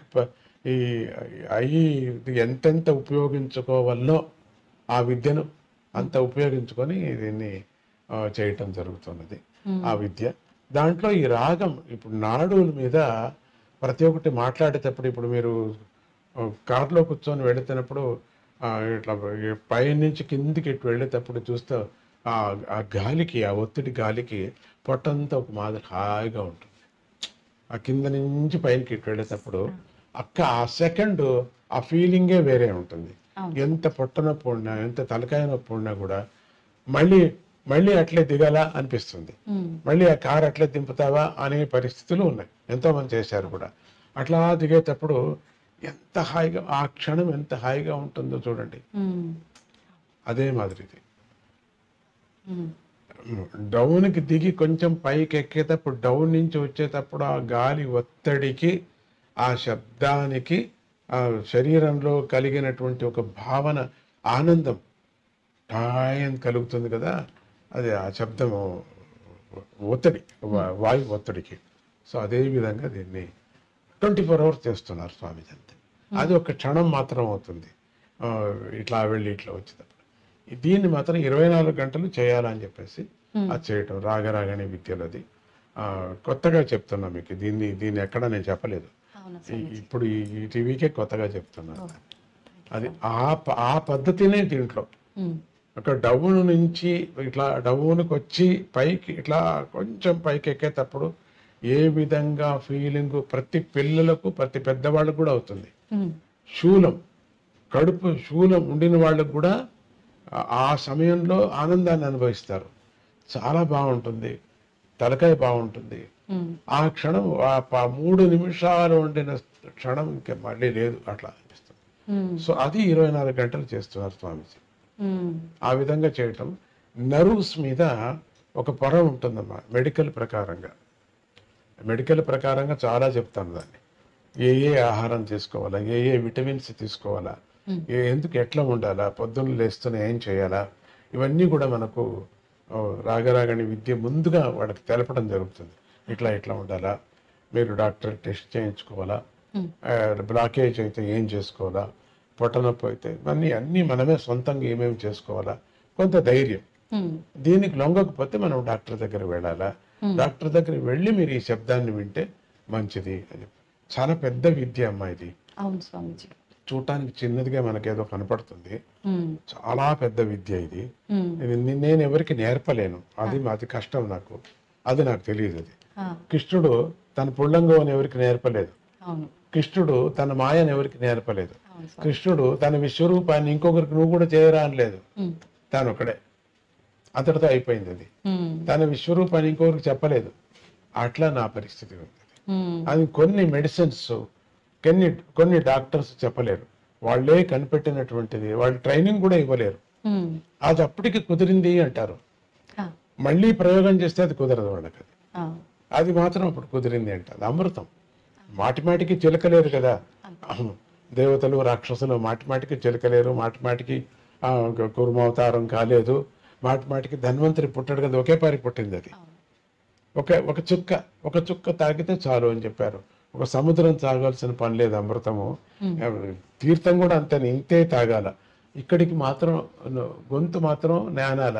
అక్కడి నుంచి కిందికి తానే ఇక్కడికి వెళ్ళి ఇక్కడ ఒక గ్రంథి ఉంది, శాలిగ్రామం, దీని మీద పడుతుంది, విష్ణు శాలిగ్రామం మీద. ఈరోజు ఏకాదశి, చాలా అద్భుతమైన రోజు. మీతో నేను మాట్లాడుతున్నా, ఇక్కడ పడుతూనే కృష్ణ కృష్ణ, ఇక్కడ పడుతూనే మన శరీరం అంతా కూడా అకాల మృత్యుహరణం, సర్వవ్యాధి నివారణం, సమస్త దేవతా పాదోదకం పావనం శుభం అని అంటూ తీసుకోవాలి మనం. మనకు అన్ని వ్యాధులు నివారణ అయ్యేటువంటిది ఆ తీర్థం. ప్రతిదినము మనం శాలిగ్రామ తీర్థం తీసుకోవాలి. ప్రతిదినము మనం ఉండిన చోటనే తిరగాలి. యాని కాని చ పాపాని జన్మాంతర కృతాని చ. మనం అక్కడక్కడే తిరిగి పరమాత్ముడు అన్ని దిక్కులు ఉన్నాడు, ఒక దిక్కులు కాదు అన్ని దిక్కులు ఉన్నాడు అనే ఒక దృష్టితో మనము ప్రదక్షిణ పదే పదే అని సాష్టాంగ నమస్కారం చేయాలి. మనకి 8 అంగాలు, ఈ 8 అంగాలు 8 పుష్పాలు కూడా పరమాత్మునికి అర్పణ చేయాలి. ఆడవాళ్ళు పంచాంగం 5 అంగాలు మాత్రమే నమస్కారం చేయాలి ఆడవాళ్ళు. మగవాళ్ళు పూర్తిగా నమస్కారం చేయాలి అని చెప్తారు. దాని నుంచి ఆరోగ్యం కూడా సూర్య నమస్కారం చేయమంటారు. సూర్య నమస్కారం నుంచి ఆరోగ్యం కూడా వస్తుంది. ఒకదానికి ఒకటి లింక్ దండిగా ఉందమ్మా ఈ సంగీత రాగరాగిణి విద్యలో. అయితే స్వామీజీ, ఇది సుమారుగా 2 నెలల నుంచి తెలుగు రాష్ట్రాల్లో జరుగుతూ వస్తుందా స్వామీజీ ఈ థెరపీ అనేది, మ్యూజిక్ థెరపీ అనేది? చాలా ఏళ్ళ నుంచి ఇప్పుడు 2 రాష్ట్రాల్లో జరుగుతుంది. ఇప్పుడు ఈ సద్యానికి ఇక్కడ ఆంధ్ర రాష్ట్రం ముగిస్తే స్వామీజీనే ప్రతిష్ఠ చేసిన ఆలయాలు ఉన్నాయి కొన్ని, 16 ఆలయాలు, 16 నక్షత్రాలు దత్తాత్రేయుడికి, 9 పాదుకా క్షేత్రాలు, అంటే దత్తాత్రేయుడు యొక్క పాదుకా క్షేత్రాలు. వాళ్ళకి కావలసిన ఆలయం పక్కలో కట్టుకున్నారు. దత్తుడే అని కాకుండా పక్కలో అమ్మవారికి కట్టుకున్నారు, సూర్యుడికి కట్టుకున్నారు, సుబ్రహ్మణ్య స్వామి, వాళ్ళ ఇష్టం. వాళ్ళకి ఏం కావాలో వాళ్ళకి చేసి పెట్టడం జరిగింది. అక్కడ ఒక గ్రూప్, అందరూ ఒకే పరమేశ్వరికి రావడానికి వీలు లేదు. వచ్చిన స్థలం పెద్ద ఫీల్డ్ కావాల్సి వస్తుంది. అదొక పెద్ద తాపత్రయం. అందుకని అక్కడక్కడ చేయటం జరిగింది. ఇప్పుడు ఈ యాత్ర 1 నెల అయిపోయింది. ఇప్పుడు చేస్తాను అంతా ఒక్కొక్క రోజు 1 నెల అయిందని అన్న. ఇప్పుడు 1 నెల 1 రోజు అయింది. భగవంతుడు మా అందరికి కూడా ఆరోగ్యాన్ని ఇచ్చాడు. నాకు కొంచెం డస్ట్ అలర్జీకి నిన్న మొన్న పిఠాపురంలో అంతా తిరిగాను, డస్ట్ లో తిరిగా, జనం మధ్యలో పడ్డా, జనం చూడాలా, దగ్గరగా చూడాలా ఆశ్రమం అంతా చూశాను. మాస్క్ వేసుకోవటానికి ఇష్టం లేదు, పూర్ణ రూపం చూడాలా అంటారు. మాస్క్ వేసుకోకపోతే అయ్యలేదు. సందర్భం అటు ఇటు జరిగింది. పిఠాపురం అంతా వెళ్ళాను. ఎంత భక్తి మా పల్లెలు వాళ్ళకి. బాబా శ్రీకాకుళం వెళ్ళాను నిన్న. శ్రీకాకుళం చుట్టుముట్టు పల్లెలు వాళ్ళంతా వచ్చారు. ఒకప్పుడు వానలు లేవన్నారు, నీళ్లు లేదు అన్నారు. వానలు వచ్చాయి, కాలువలో పడ్డాయి. మంచి గవర్నమెంట్ వచ్చింది. అప్పుడు మంచిగా కాలువలో పడ్డాయి, నీళ్లు పడ్డాయి. ఇప్పుడు సమృద్ధిగా ఉన్నారు, అందరూ అన్నం తింటున్నారు. ఆ పల్లెల వాళ్ళు ఎంత పల్లెల వాళ్ళు స్వామీజీ స్వామీజీ స్వామీజీ అని. ఏ పల్లెకి వెళ్ళినా పల్లెల వాళ్ళు అంతా సిద్ధంగా ఉంటారు. పల్లె అంతా అలికి ఒక మళ్ళీ రాముడు అడవి నుంచి వచ్చాడేమో అనే విధంగా ఆ భక్తి. మరి అందరికీ అట్లే ఉంటారో నాకు ఉంటారో తెలియదు, కానీ చాలా అద్భుతంగా మనస్సు అలా ప్రీతిగా ఉంటారు. 9 ఏళ్ళు అయిపోయింది వచ్చి నేను ఇక్కడి నుంచి కూడా వస్తూ ఉంటారు. అక్కడ చాలా మంది వస్తారు, వాలంటీర్స్ వస్తూ ఉంటారు. స్వామీజీ, సనాతన ధర్మం గురించి ఈ మధ్య కాలంలో చాలా మంది చాలా రకాలుగా మాట్లాడుతున్నారు. వేదాల గురించి కూడా మాట్లాడుతున్నారు. సనాతన ధర్మం వేరు, వేద ధర్మం వేరా స్వామీజీ? వ్యత్యాసం ఉందా రెండింటి మధ్య? అమ్మ, సనాతన ధర్మం అంటే వేద ధర్మమే సనాతన ధర్మం. అది వేరే ఇది వేరే అనకూడదు. ఇంకా బాగా తెలుసుకోలేదేమో వాళ్ళందరూ కూడా, స్టూడెంట్స్ వాళ్ళంతా తెలుసుకొని అని నేను మనవి చేస్తున్నాను. 2 ఒకటే మనకు. కృష్ణుడు తన యొక్క మాయమైపోయిన తర్వాత అప్పటి నుంచి ఎప్పటి నుంచినో త్రేతాయుగం నుంచి వచ్చినటువంటి వేదాలే మనకు సాక్షి. వేదాలు లేకపోతే మనకు అదే మూలం. మనకు వేద వాక్యము, వేదమే మూలం మనకు. వేదాలు పలు విధంగా మనకు చెప్పుకొని వచ్చారు.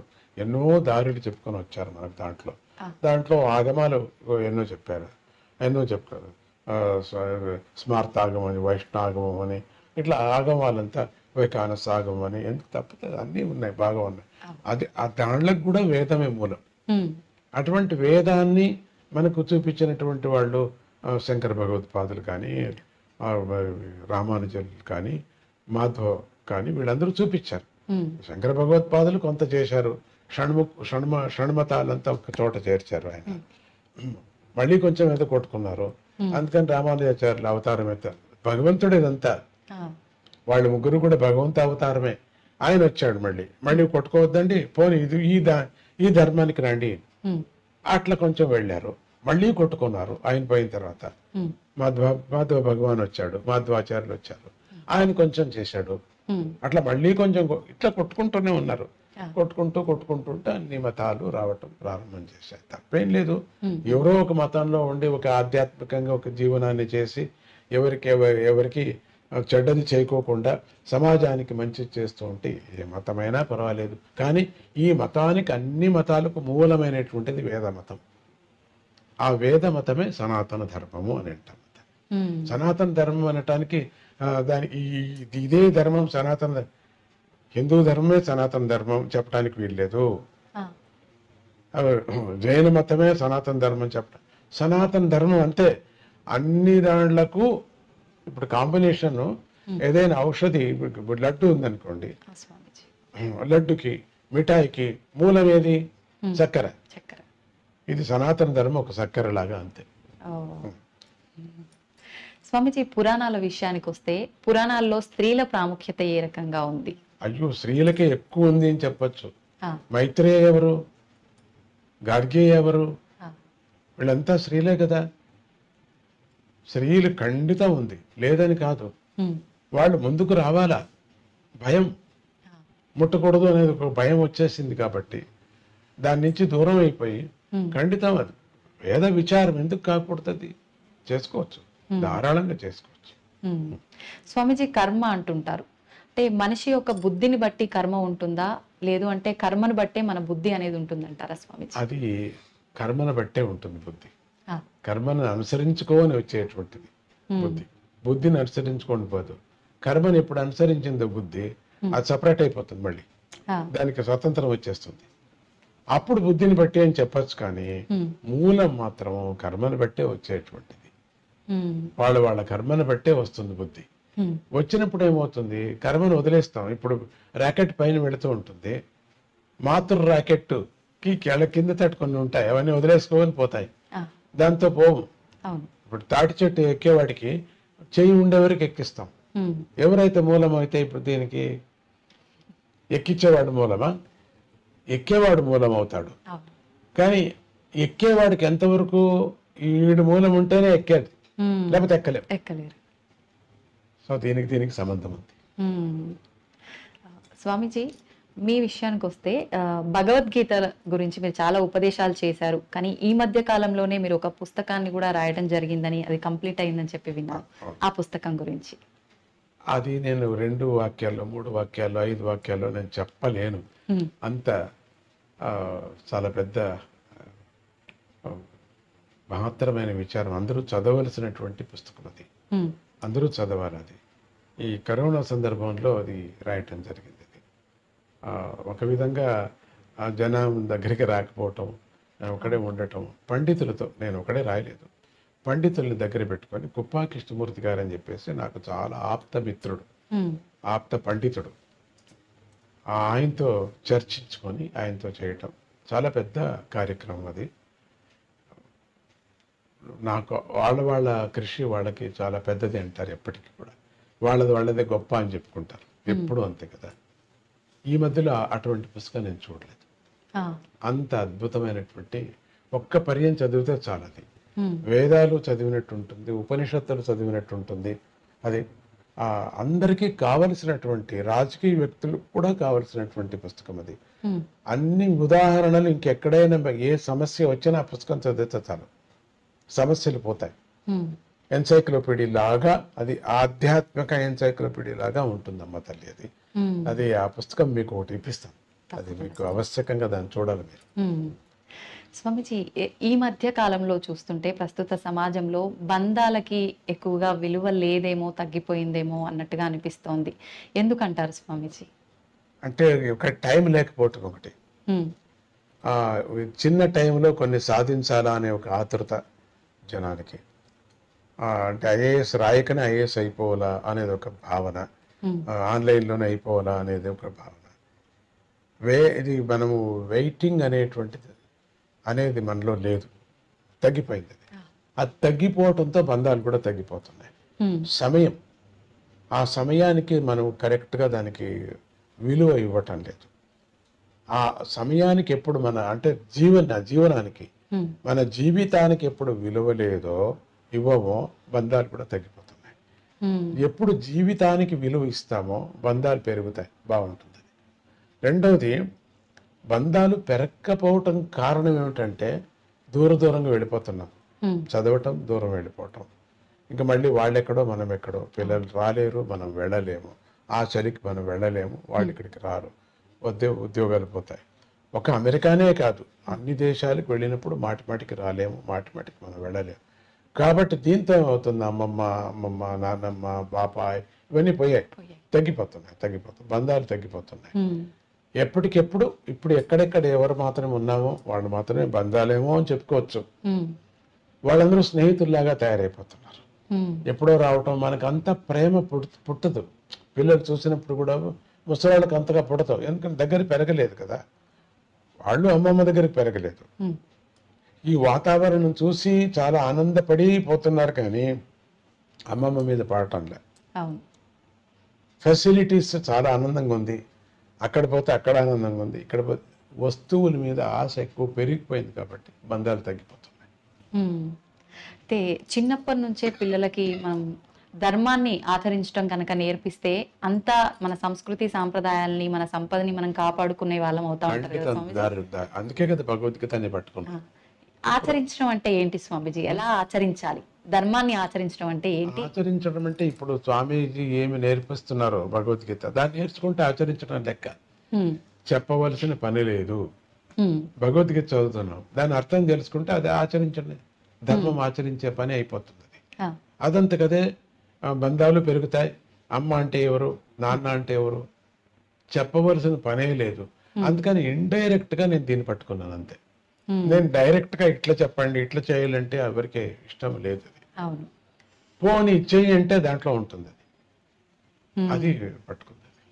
అంటే మీరు అన్నట్టు ఏదైనా సూటిగా చెప్తే వినరు, వేరే విధంగా చెప్పాలి, అదే దాన్ని నేను పట్టుకున్నాను. స్వామీజీ, ఈ ప్రస్తుత కాలంలో యువతలో ఆధ్యాత్మిక చింతన అనేది చాలా తక్కువగా ఉంది. లేదు, తప్పది, ఎక్కువైంది ఇప్పుడు. అంతే అంటారా? చాలా ఎక్కువైపోయింది, ఇప్పటికి ఎక్కువ అయిపోయింది. మనకు తక్కువైంది అనే వాళ్ళు ఎక్కువ కనపడుతున్నారు కాబట్టి మనం అట్లా అంటున్నాం. కానీ ఇంకా డీప్ గా వెళితే మీరు డీప్ గా మీరు దాన్ని 5-6 మందిని పిల్లల్ని పెట్టి ఒక టీం లాగా తయారు చేసి మీరు రీసెర్చ్ చేస్తే యువతరానికి ఎక్కువ వచ్చేసింది ఇప్పుడు. స్వామీజీ, మన ఆలయం విషయానికి వస్తే, చింతామణి గణపతి ఆలయం విషయానికి వస్తే, మనకు ఎక్కడ కూడా ఇటువంటి ఆలయం అనేది ఉన్నట్టుగా మేమైతే వినలేదు స్వామీజీ. మీకెందుకు తెలుగు రాష్ట్రాల్లో స్వామివారిని ఇక్కడ ప్రతిష్ఠించాలని అనిపించింది? హిమాలయాల్లో నేను చూసినటువంటి స్వామిని దర్శనం చేశా. అది దగ్గర వెళ్ళి హిమాలయానికి వెళ్ళినప్పుడు నేను కింద ఉంటుంది అది, అక్కడికి వెళ్ళినప్పుడు జమ్మూ కాశ్మీర్ దగ్గర ఉంది. వెళ్ళినప్పుడు స్వామిని చూసినప్పుడు అంతే అనుకున్నా. అప్పుడు ఎందుకు ఇక్కడికి రావాల్సి వచ్చింది, ఆ గణపతి ఇక్కడ కనపడ్డాడు మానసికంగా. అందుకని అక్కడ ఆ చింతామణి చింతలు తీరుస్తాయి, ఆశలు తీరుస్తాయి. వెళ్ళి దాన్ని ఏం చేశారు, చింతామణి పేరు పెట్టుకున్నారు. కానీ ఆ కాశీలో అప్పుడు అనిపించింది స్వామికి, ఇది మనం తెలుగు రాష్ట్రాల్లో మనం ఇక్కడ పెడితే బాగుంటుంది, ఇక్కడ ప్రతిష్ట చేస్తే బాగుంటుంది అనుకున్నాను అంతే. దానికి కావలసిన శిల్పం అది అంతా నేను అనుకోలేదు. ఒక బండరాయిని ఒక శిల్పి దగ్గర చూస్తే స్వామి గణపతి లాగా కనపడుతుంది, అయితే చెయ్యి, దాన్నే చెయ్యి అంతా వాడి యొక్క కృపతో ఈ గణపతిని ఇక్కడ రావటం, మనసులో మూడటం, వీళ్ళందరికీ కూడా మంచిది కలగాలనే దృష్టితో తెలుగు రాష్ట్రంలోనే పెట్టాలని తానే చెప్పాడు. గణపతినే నా మనస్సులో ప్రేరేపణ చేశాడు, తీసుకొచ్చి పెట్టాడు. 32 గణపతుల విశిష్టత స్వామిజీ. ముద్దుగల గణపతిలో 32 గణపతుల యొక్క మహిమను చెప్పుకొని పెడతారు. ఒక్కొక్క గణపతిని ఉపాసం, మనమంతా కోరికలు వాళ్ళ కదా, మనుషులందరూ కోరికలు వాళ్ళే. ఒక్కొక్క 32 కోరికలు తప్పితే ఇంకేం లేవు. తిరగవేసి తెచ్చినా కూడా అన్నీ ఉన్నాయి. లెక్క వేసేస్తే ఎవరెవరికి ఏ దురాశ కానీ, ఎంత ఆశ కానీ, మంచి ఆశ కానీ, చెడు ఆశ కానీ అన్నీ ఒక పట్టీలాగా రాస్తే అయ్యే 32 మా గ్రూపులు అవుతాయి అంతే. 32 గ్రూపులు అవుతాయి. ఆ 32 గ్రూపులకు కూడా ఆ ఆశ తీరేటట్టుగా ఆ స్వామిని ముద్గల పురాణంలో తానే ఆ 32 వేషాలతో వచ్చి కాశీరాజుని భ్రమించి, కాశీరాజు తన యొక్క రాజ్యంలో తాను ఉండిపోతాడు, శివుడి యొక్క రాజ్యంలో తాను ఉండిపోతాడు, వరం ఇస్తాడు ఉండు అని. కానీ శివుడికి మాత్రం అక్కడ ఉండాలనిపిస్తుంది. దివోదాస్ అని ఆయన పేరు. ఆ దివోదాసుకు ఉండాలనిపిస్తుంది. ఆ దివోదాసు ఉండిపోతాడు అక్కడ, కాశీ వదలడు. శివుడికి మాత్రం కాశీ రావాలి. ఎందుకు? కాశీ మోక్ష ప్రధానమైనటువంటి, అన్ని ప్రళయం వచ్చినా కూడా త్రిశూలంలో పట్టుకుంటాడు. అటువంటి క్షేత్రాన్ని బోళాశంకరుడు కదా ఆత్మలింగాన్ని రావణుకి ఇచ్చేశాడు. తన రాజ్యాన్ని కూడా ఇచ్చాడు, తన ప్లేస్ అది ఇచ్చేశాడు. అప్పుడు మళ్ళీ అనిపించింది రావాలని. ఆ దివోదాసుని దూరం చేయటానికి ఈ గణపతి నేను చేస్తాను నాన్న అని చెప్పి 32 వేషాలతో అక్కడున్న తమో గుణంతో ఉండినటువంటి జనం, వాళ్ళందరూ సత్వగుణం అయితే వదిలేసేవాడు, తమో గుణంతో అహంకారం వచ్చేసింది వాళ్ళకు. వాళ్ళందరినీ తొలగించటానికి, వాళ్ళకు ఉండినటువంటి ఆశలు తీరుస్తానని యంత్ర మంత్ర ధూపాలతో, ఈ అవతారాలతో వాళ్ళందరికీ చంచలం పట్టించి వాళ్ళకి నిజమైనటువంటి మార్గాన్ని తప్పించేసి, దివోదాసు కొనాకు వెళ్ళిపోతాను, నాకు వద్దు ఇదేని. అప్పుడు శివుడు వస్తాడు అక్కడికి. ఇది కథ అది. అందుకని 32 గణపతుల అవతారము వినాయకుడు చేసినటువంటి అవతారం. స్వామిజీ, మానవుల విషయానికి వస్తే కోరికలు సహజమే మీరు అన్నట్టుగా, కానీ పుట్టుక చావు అనేది కూడా అది సహజము, ఎవరికైనా తప్పదు అన్న విషయం తెలుసు, అది వాస్తవం. కానీ చావు అనగానే భయపడిపోతూ ఉంటారు. దీని గురించి ఏం చెప్తారు స్వామిజీ? ఎందుకంటే ఈ బంధం ఎక్కువ, దీని మీద ఆశ కదా, అందుకని ఈ ఆశను వదిలేసిపోతామే అని ఒక భయం. అందుకని ఈ సోఫా వదిలేసిపోతున్నాం, ఈ టీవీ వదిలేసిపోతున్నాం, ఈ గడియారం వదిలేసిపోతున్నాం, ఈ ఫోన్ వదిలేసిపోతున్నాం అని ఒక బెంగ, ఇవన్నీ వదిలేసిపోతాం. అందుకని భయం, చావు అంటే భయం. రెండోది, చచ్చేవాడిని అడిగితే బాగుంటుంది, కానీ వాడు వచ్చి చెప్పడు కదా. వచ్చేంత యముడు కనపడతారు, వాడుకు దూతలు కనపడతారు, అందుకని భయం. చనిపోవడానికి స్వామీజీ ఆ క్షణంలో కనపడతారు కాబట్టి భయం. ప్రాణ ప్రయాణ భవభీతి సమాకులస్య దీనస్య కృపయా తవ ఆగతస్య. అది అప్పుడు ప్రయాణం అయ్యేటప్పుడు, ప్రాణ ప్రయాణం అయ్యేటప్పుడు భీతి ఎక్కువ ఉంటుంది. అందుకని మామూలుగా కొంతమందికి ప్రాణము 9 ద్వారాలు ఎక్కడ పోతుందో తెలియదు, పటక్కని పోతుంది. జ్ఞానులకు మాత్రం ఇక్కడ పోతుంది, పోకపోయినా పగలు కొడతారు, కపాలంలో పోవాలా అని చెప్పేసి పగలు కొడతారు. కాబట్టి అప్పుడు అందరికీ కూడా ఈ ప్రపంచం మీద ఎక్కువ ఆశ ఉంది కాబట్టి దీన్ని వదలకోకుండా, బంధువుల మీద ఆశ ఉండదు, థింగ్స్ మీద, డబ్బు మీద ఫస్ట్, బంధువుల మీద 1% ఆర్ 2% అంతే. మిగతాదంతా 99 భాగాలంతా థింగ్స్ మీద, తిండి మీద, ఇవన్నీ వదిలేస్తున్నామని భయం. అవును స్వామీజీ, భక్తి అంటుంటారు, నిజంగా భగవంతుడి విషయంలో చూపించే భక్తి ఏ రకంగా ఉండాలి స్వామీజీ? భక్తి అంటే సమర్పణ భావం. రెండవ థాట్స్ లేనటువంటిది, నమ్మకం. ఇప్పుడు బస్సు నడుపుతున్నాడు, ఏ నమ్మకం మీద మీరు కూర్చున్నారు? పడవ నడుపుతున్నారు, ఏ నమ్మకం మీద మీరు కూర్చున్నారు? నమ్మకం. యాక్సిడెంట్ చేయొచ్చు వేరే విచారంగా, అది వేరే. అంత నమ్మకము నీకు. ఒక డ్రైవర్ మీద 45 మంది ప్రాణం ఎట్లా నమ్ముకున్నారో అన్ని పోతాయి. ఎప్పుడూ యాక్సిడెంట్ ఏం కాదు కదా, ఏదో సందర్భానుసారంగా ఎట్లా నమ్ముకున్నామో ఆ నమ్మకమే భక్తి. అటువంటి భక్తిని పరమాత్మ మీద పెట్టాలి. ఎవరు తెలియనటువంటి ముక్కు ముసలి తెలియనటువంటి వాడికి 40 రూపాయలు ఇచ్చి చార్జ్ తీసుకొని వాడిని నమ్ముకొని కూర్చుంటావే, భగవంతుడి మీద ఎందుకు నమ్మకూడదు ఉంటుంది. ఇది పెద్ద ప్రయాణం మంది. బస్సు ప్రయాణం 2 గంటలు 4 గంటలు 5 గంటలు. ఈ మన ప్రయాణం, మనిషి ప్రయాణం జీవమాన పర్యంతరము. మనం నడిపేటువంటి డ్రైవర్ ఎవరు? భగవంతుడు. వాడిని నమ్మటమే భక్తి. స్వామీజీ, మనం ఒక మానవ జన్మ తీసుకున్నాము అని అంటే అసలు ఈ బంధాలు, బంధుత్వాలు, కోరికలు వీటిలోనే కొట్టుమిట్టాడుతున్నాం. నిజంగా ఇవన్నీ లేకుండా మోక్షం పొందడం, భగవంతుల్లో ఐక్యం అవడం కోసమే మానవ జన్మ తీసుకున్నాం అంటారు. ఏంటి స్వామీజీ అది నిజమైన? అదేం లేదు, ఇది అనుభవించాలి. ఎందుకంటే ముందుగానే ప్రశ్న అడిగారు, బుద్ధికా కర్మ, కర్మకా బుద్ధి. ఆ కర్మ ఉంది కదా, పోదు కదా. అందుకని దీన్ని అనుభవించటానికే మనం పుట్టాం. కర్మ బంధనం అనుభవించటానికి పుట్టాం. ఈ కోరిక, అందుకని కోరికలు వస్తాయి, ఒకదానికోటి పేర్కొని పోతున్నాయి కానీ వదిలించుకోవటం లేదు. అందుకని అన్ని కోరికలు వదిలేసి నువ్వు పరమాత్మ స్మరణ చేయ పెద్దలు చెప్పడం కారణం అదే. ప్రతినిత్యం ఒక కోరిక, ప్రతినిత్యం ఒక కోరిక, కొత్త కొత్త కోరిక. పాతవి మర్చిపోతున్నాం, కొత్తది కోరుతున్నాం. కానీ భగవంతుడు అట్లా కాదు, పాతది కూడా నెరవేరుస్తాడు. పాతది నెరవేర్చే పాతది నెరవేర్చాలని మళ్ళీ జన్మని ఎత్తాలి కదా. భగవంతుడు మాట అబద్ధం కాకూడదు కదా. నువ్వు అడిగావు కదా 3 రోజుల కిందట, కానీ చాలా కోర్టులో హీరింగ్ ఉంది, చాలా రోజులు అవుతాయి పట్టింది, ఇప్పుడు తీర్మానం అయింది, ఇప్పుడు నువ్వు అనుభవించు, నువ్వు లేవే, ఎత్తు జన్మ నెక్స్ట్ అనుభవించు. అందుకని కోరికలే కోరకూడదు అనటం కారణం ఇదే. ఎత్తటం, జన్మ ఎత్తటం. ఎలా సాధ్యపడుతుంది స్వామీజీ కోరికలు లేని స్థితి రావటం అనేది? అందుకని కదా, స్థితి పడదు కాబట్టి మళ్ళీ జన్మలు ఎత్తుతూ ఉన్నాం. ఆ స్థితి రాదు. స్థితి రావాలంటే బలంగా మనం సద్గురువు నమ్ముకోవాలా, చెప్పినట్టు వినాలా. 10 కోరికలు ఒక కోరికైనా తీరని 9 కొట్టేస్తూ రావాలంతే. ఆ స్థితి రావటం అంటే మోక్షం పొందడమేనా స్వామీజీ? లేదు, ఆనందాన్ని పొందడం. మోక్షం అంటే ఆనందం కదా, ఆనందాన్ని పొందడం. మీరు అది కావాలి ఇది కావాలంటే అయ్యలేదు. కోరికలు తీరాలా, హ్యాపీగానే ఉండాలా, అక్కడ కూడా హ్యాపీగా ఉండాలంటే వీలు లేదు. మనం చేసింది అక్కడ ఉంటుంది.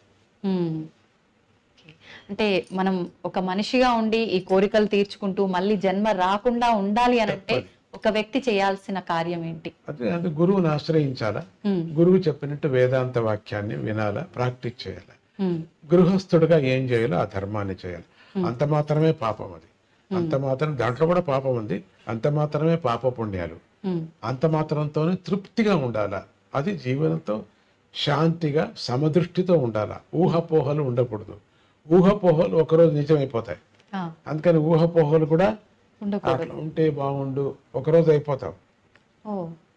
ఊహలు కూడా లేదు. పరమాత్మనే భజిస్తూ ఉండాలి. అదే ఊహ. భగవంతుడిలో చేరాలి. అది మంచి మంచి కథలు, మంచి మంచి విచారాలు వింటూ ఉంటే దాంట్లో విహరిస్తూ ఉంటాయి. రేపు పొద్దున్న నీకు అదే కళ కనపడుతూ ఉంటుంది. మీరు పరీక్ష చేసి చూడండి మరి కావాలంటే. అదే ఊహలో ఉంటే ఇదే కనపడుతుంది మనకు. మళ్ళీ అదే కావాలి, మనకు అదే కావాలి, ఇట్లే ఉండాలి, అట్లే ఉండాలి అనిపిస్తుంది. ఈ ప్రపంచంలోనే ఉంటూ మోక్షం కావాలంటే ఎట్లా అవుతుంది? ఇంపాసిబుల్. అంటే ఖచ్చితంగా మనం జన్మ తీసుకుంటూనే ఉంటాం కానీ అదైతే సాధ్యపడదు. కోరికలు కోరుతున్నాం కాబట్టి. అవును, కోరికలు లేకుండా ఉండాలి మనం, అప్పుడు జన్మ తగ్గుతుంది. ఒకే రోజు తగ్గదు, ఒకటోటిగా పోతూ తగ్గిపోతుంది. స్వామీజీ, మనం చేసే కర్మను బట్టే మనకు జీవితం ఉంటుంది కదా మీరు అన్నట్టుగానే. ఇప్పుడు కానీ కొంతమంది చెప్తూ ఉంటారు స్వర్గం నరకం ఉంటుంది, మనం ఖచ్చితంగా దానికి సంబంధించి ఆ మూల్యాన్ని చెల్లించుకోవాల్సి ఉంటుంది అని చెప్పి. నిజంగా అవన్నీ నమ్మొచ్చు అంటారా? ఖండిత. ఇప్పుడు ఎందుకు నమ్ముతారైతే? కోర్టు కచేరీ ఉంది కదా ఇప్పుడు, ఎందుకు నమ్మాలి మనం? ఎవరు చేశారు ఇది? మనవాళ్ళు చేశారు కదా. ఎవరు మీరు? మనుషులే కదా. ఎవరు సంవిధానం చేసుకున్నారు? మనుషులే కదా. ఎవరు ఈ తీర్మానం చేశారు మంచిది చెడ్డదని? మనుషులే కదా. అట్లానే మంచిది చెడ్డది చేసిన వాళ్ళు ఆ దేవతలు మనకు చేశారు కాబట్టి ఇక్కడ నువ్వు తప్పించుకోవచ్చు, చాలా కష్టపడి తప్పించుకోవచ్చు. ఈరోజు ఏదేదో అందరిని చంపిన వాళ్ళంతా హాయిగా తిరుగుతున్నారు, తప్పించుకున్నట్టే కదా లెక్క వాళ్ళు. అయితే పరమాత్ముడి దృష్టిలో తప్పించుకోరు వాళ్ళు. వాళ్ళు అక్కడ ఉంది, అక్కడ అనుభవించక తప్పదు. స్వామీజీ, భగవంతుడికి సేవ చేయడంతో సమానమైనది మానవ సేవే అని అంటుంటారు. నిజంగా మానవుడికి సేవ చేసుకుంటే భగవంతుడికి సేవ ఖండితం. ఒకటి చేసినట్టే. నొప్పి పడిన వాటికి డీడీ పర్సన్కి అన్నం పెట్టడం మంచిదే కదా, ఒక కుక్కకి అన్నం పెట్టడం కూడా మంచిదే కదా. అది అన్ని దాళ్లలోనూ పరమాత్మని చూడు అనే భావన ఎవరికి వచ్చిందో వాళ్ళు మానవ సేవ చేస్తున్నారు. భగవంతుడు అట్లే చూస్తున్నారు. వాళ్ళు మానవుల్లాగానే చూడటం లేదు, మానవుల్లో ఉండిన బాధ చూస్తున్నారు, మానవుల్లో ఉండిన ఆకలి చూస్తున్నారు. దానికి మనం సేవ చేస్తున్నాం. కాబట్టి పరమాత్ముడిని అన్ని జీవుల్లోనూ ప్రత్యక్షంగా అనుభవించి భోంచేసేవాడు. అబ్బా ఎంత బాగుంది, మనం ఏమిచ్చినా చాలదు, అనుభవిస్తున్నాడు. కాబట్టి పరమాత్ముడిని మానవుల్లోనే చూసుకో, మాధవ సేవ అన్నారు.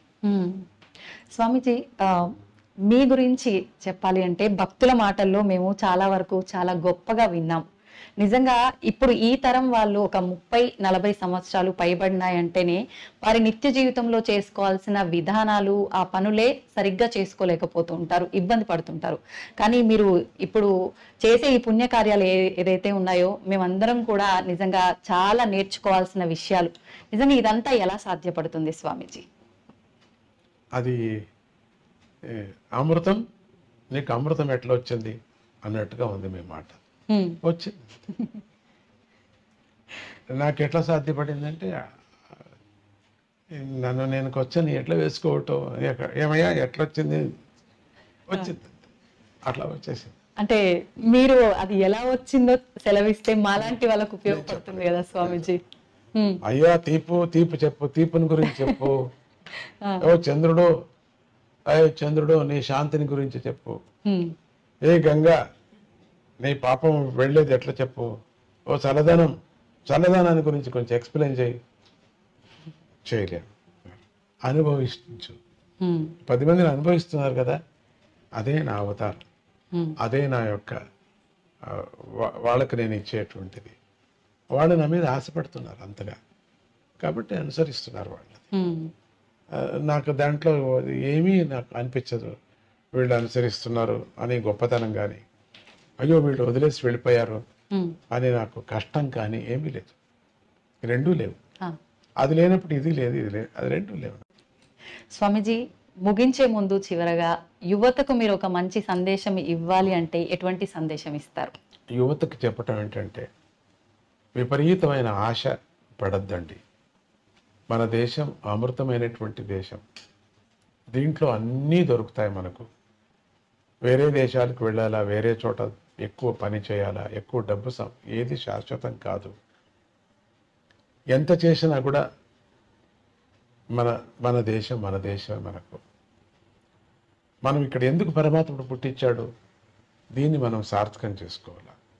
నువ్వు ఎందుకు అక్కడ పుట్టలేదైతే, ఎందుకు ఇక్కడ పుట్టించాడు? బలవంతంగా మనం అక్కడికి వెళుతున్నాం కదా, వెళ్ళండి. సంతోషం, పేరు, డబ్బు సంపాదన చేయండి. మన మాతృభూమిని మర్చిపోవద్దండి. యువకులందరికీ నేను చెప్పేది, ఒకవేళ రావటానికి వీల్లేదు అన్నప్పుడు కూడా మాతృభూమిలో జరిగేటువంటి కొన్ని మంచి పనులు బీద వాళ్ళకి సహాయం చేయండి. యువతరానికి చెప్తున్నా నేను, సహాయం చేయండి. రెండోది, ఇక్కడ ఉండేటువంటి యువతులు కూడా ఒక ఆశ పడి నేను చేయలేదే, నాకు రాలేదే అని దుఃఖంతో బతకద్దండి. సంతోషంతో ఉండండి. వచ్చినటువంటి ప్రాప్తి మీకేముందో దాంతో ఫిక్స్ అయిపోండి. ఊహాపోహలతో సకారాత్మకమైన జీవితాన్ని మనం జీవించాలి, కానీ ఊహాపోహలతో మనసు చెడుపుకొని జీవితాన్ని మనం పాడు చేసుకోకూడదు. సకారాత్మకమైనటువంటి ఏ జీవితం ఉందో సక్రమంగా మనం ఉండటానికి మనం ప్రయత్నం చేయాలి. అని చేస్తూ నేను చెప్పను, గురువులకి, దేవుళ్ళకి, తల్లులకి అందరికీ నమస్కారం చేస్తూ ఎప్పుడు ఉండమని నేను చెప్పను కూడా. మీకు అదంతకదే వస్తుంది. ఎప్పుడు దేశం మీద ప్రేమ వస్తుందో, మన వాల్యూస్ మీద ఎప్పుడు ప్రేమ వస్తుందో, వీళ్ళ మీద అంతా ఆటోమేటిక్గా వస్తుంది. దీని మీద నేను ప్రైవేట్గా నేను చెప్పాల్సిన పని లేదు మీకు. కాబట్టి ఎవరెవరి నమ్మకం వాళ్ళకి, ఎవరెవరి రుచి వాళ్ళకి. ఒక్కొక్కరికి ఒక్కొక్క రుచిగా ఉంటుంది. ఒకరికి కాఫీ రుచి, ఒకరికి టీ రుచి, ఒకరికి ఏమి వద్దు మంచిది. ఉడుకు నీళ్ళే రుచి కొంతమందికి, అందుకని ఆ రుచుల ప్రకారంగా బుద్ధి, బుద్ధి ప్రకారంగా కర్మ, ఇట్లా అన్నాడు. అది పెద్ద సబ్జెక్ట్, వదిలేండి మీకు. అట్లా చెప్తూ మన దేశంలో లేనిది మాణిక్యం ప్రపంచంలో ఎందుకు వచ్చారు? బయట దేశం వాళ్ళందరూ మన దేశానికి జరబడ్డారు. ఒకరు తప్పితే ఒకరు జరబడ్డారు, అన్నీ ఎత్తుకుపోయారు. ఇంకా ఉన్నాయి వనరులు, మనకి ఇంకా ఉన్నాయి. దాంతో మనం చక్కబెట్టుకుందాం. దాన్ని మనం అనుభవించటానికి ఏం కావాలో మనం చూసుకో. ప్రేమ ఎక్కడా దొరకదు. అమ్మా, అమ్మమ్మ, నానమ్మ వెళ్ళి చూడండి, అక్కడ బయట దేశంలో లేదు.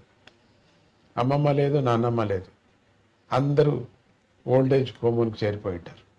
ఏది ఇప్పుడు అమ్మమ్మ అని వెళ్ళి కౌగిలించుకుంటాం, ఏది వాళ్ళకి అమ్మమ్మ లేదు, ఏమీ లేదు.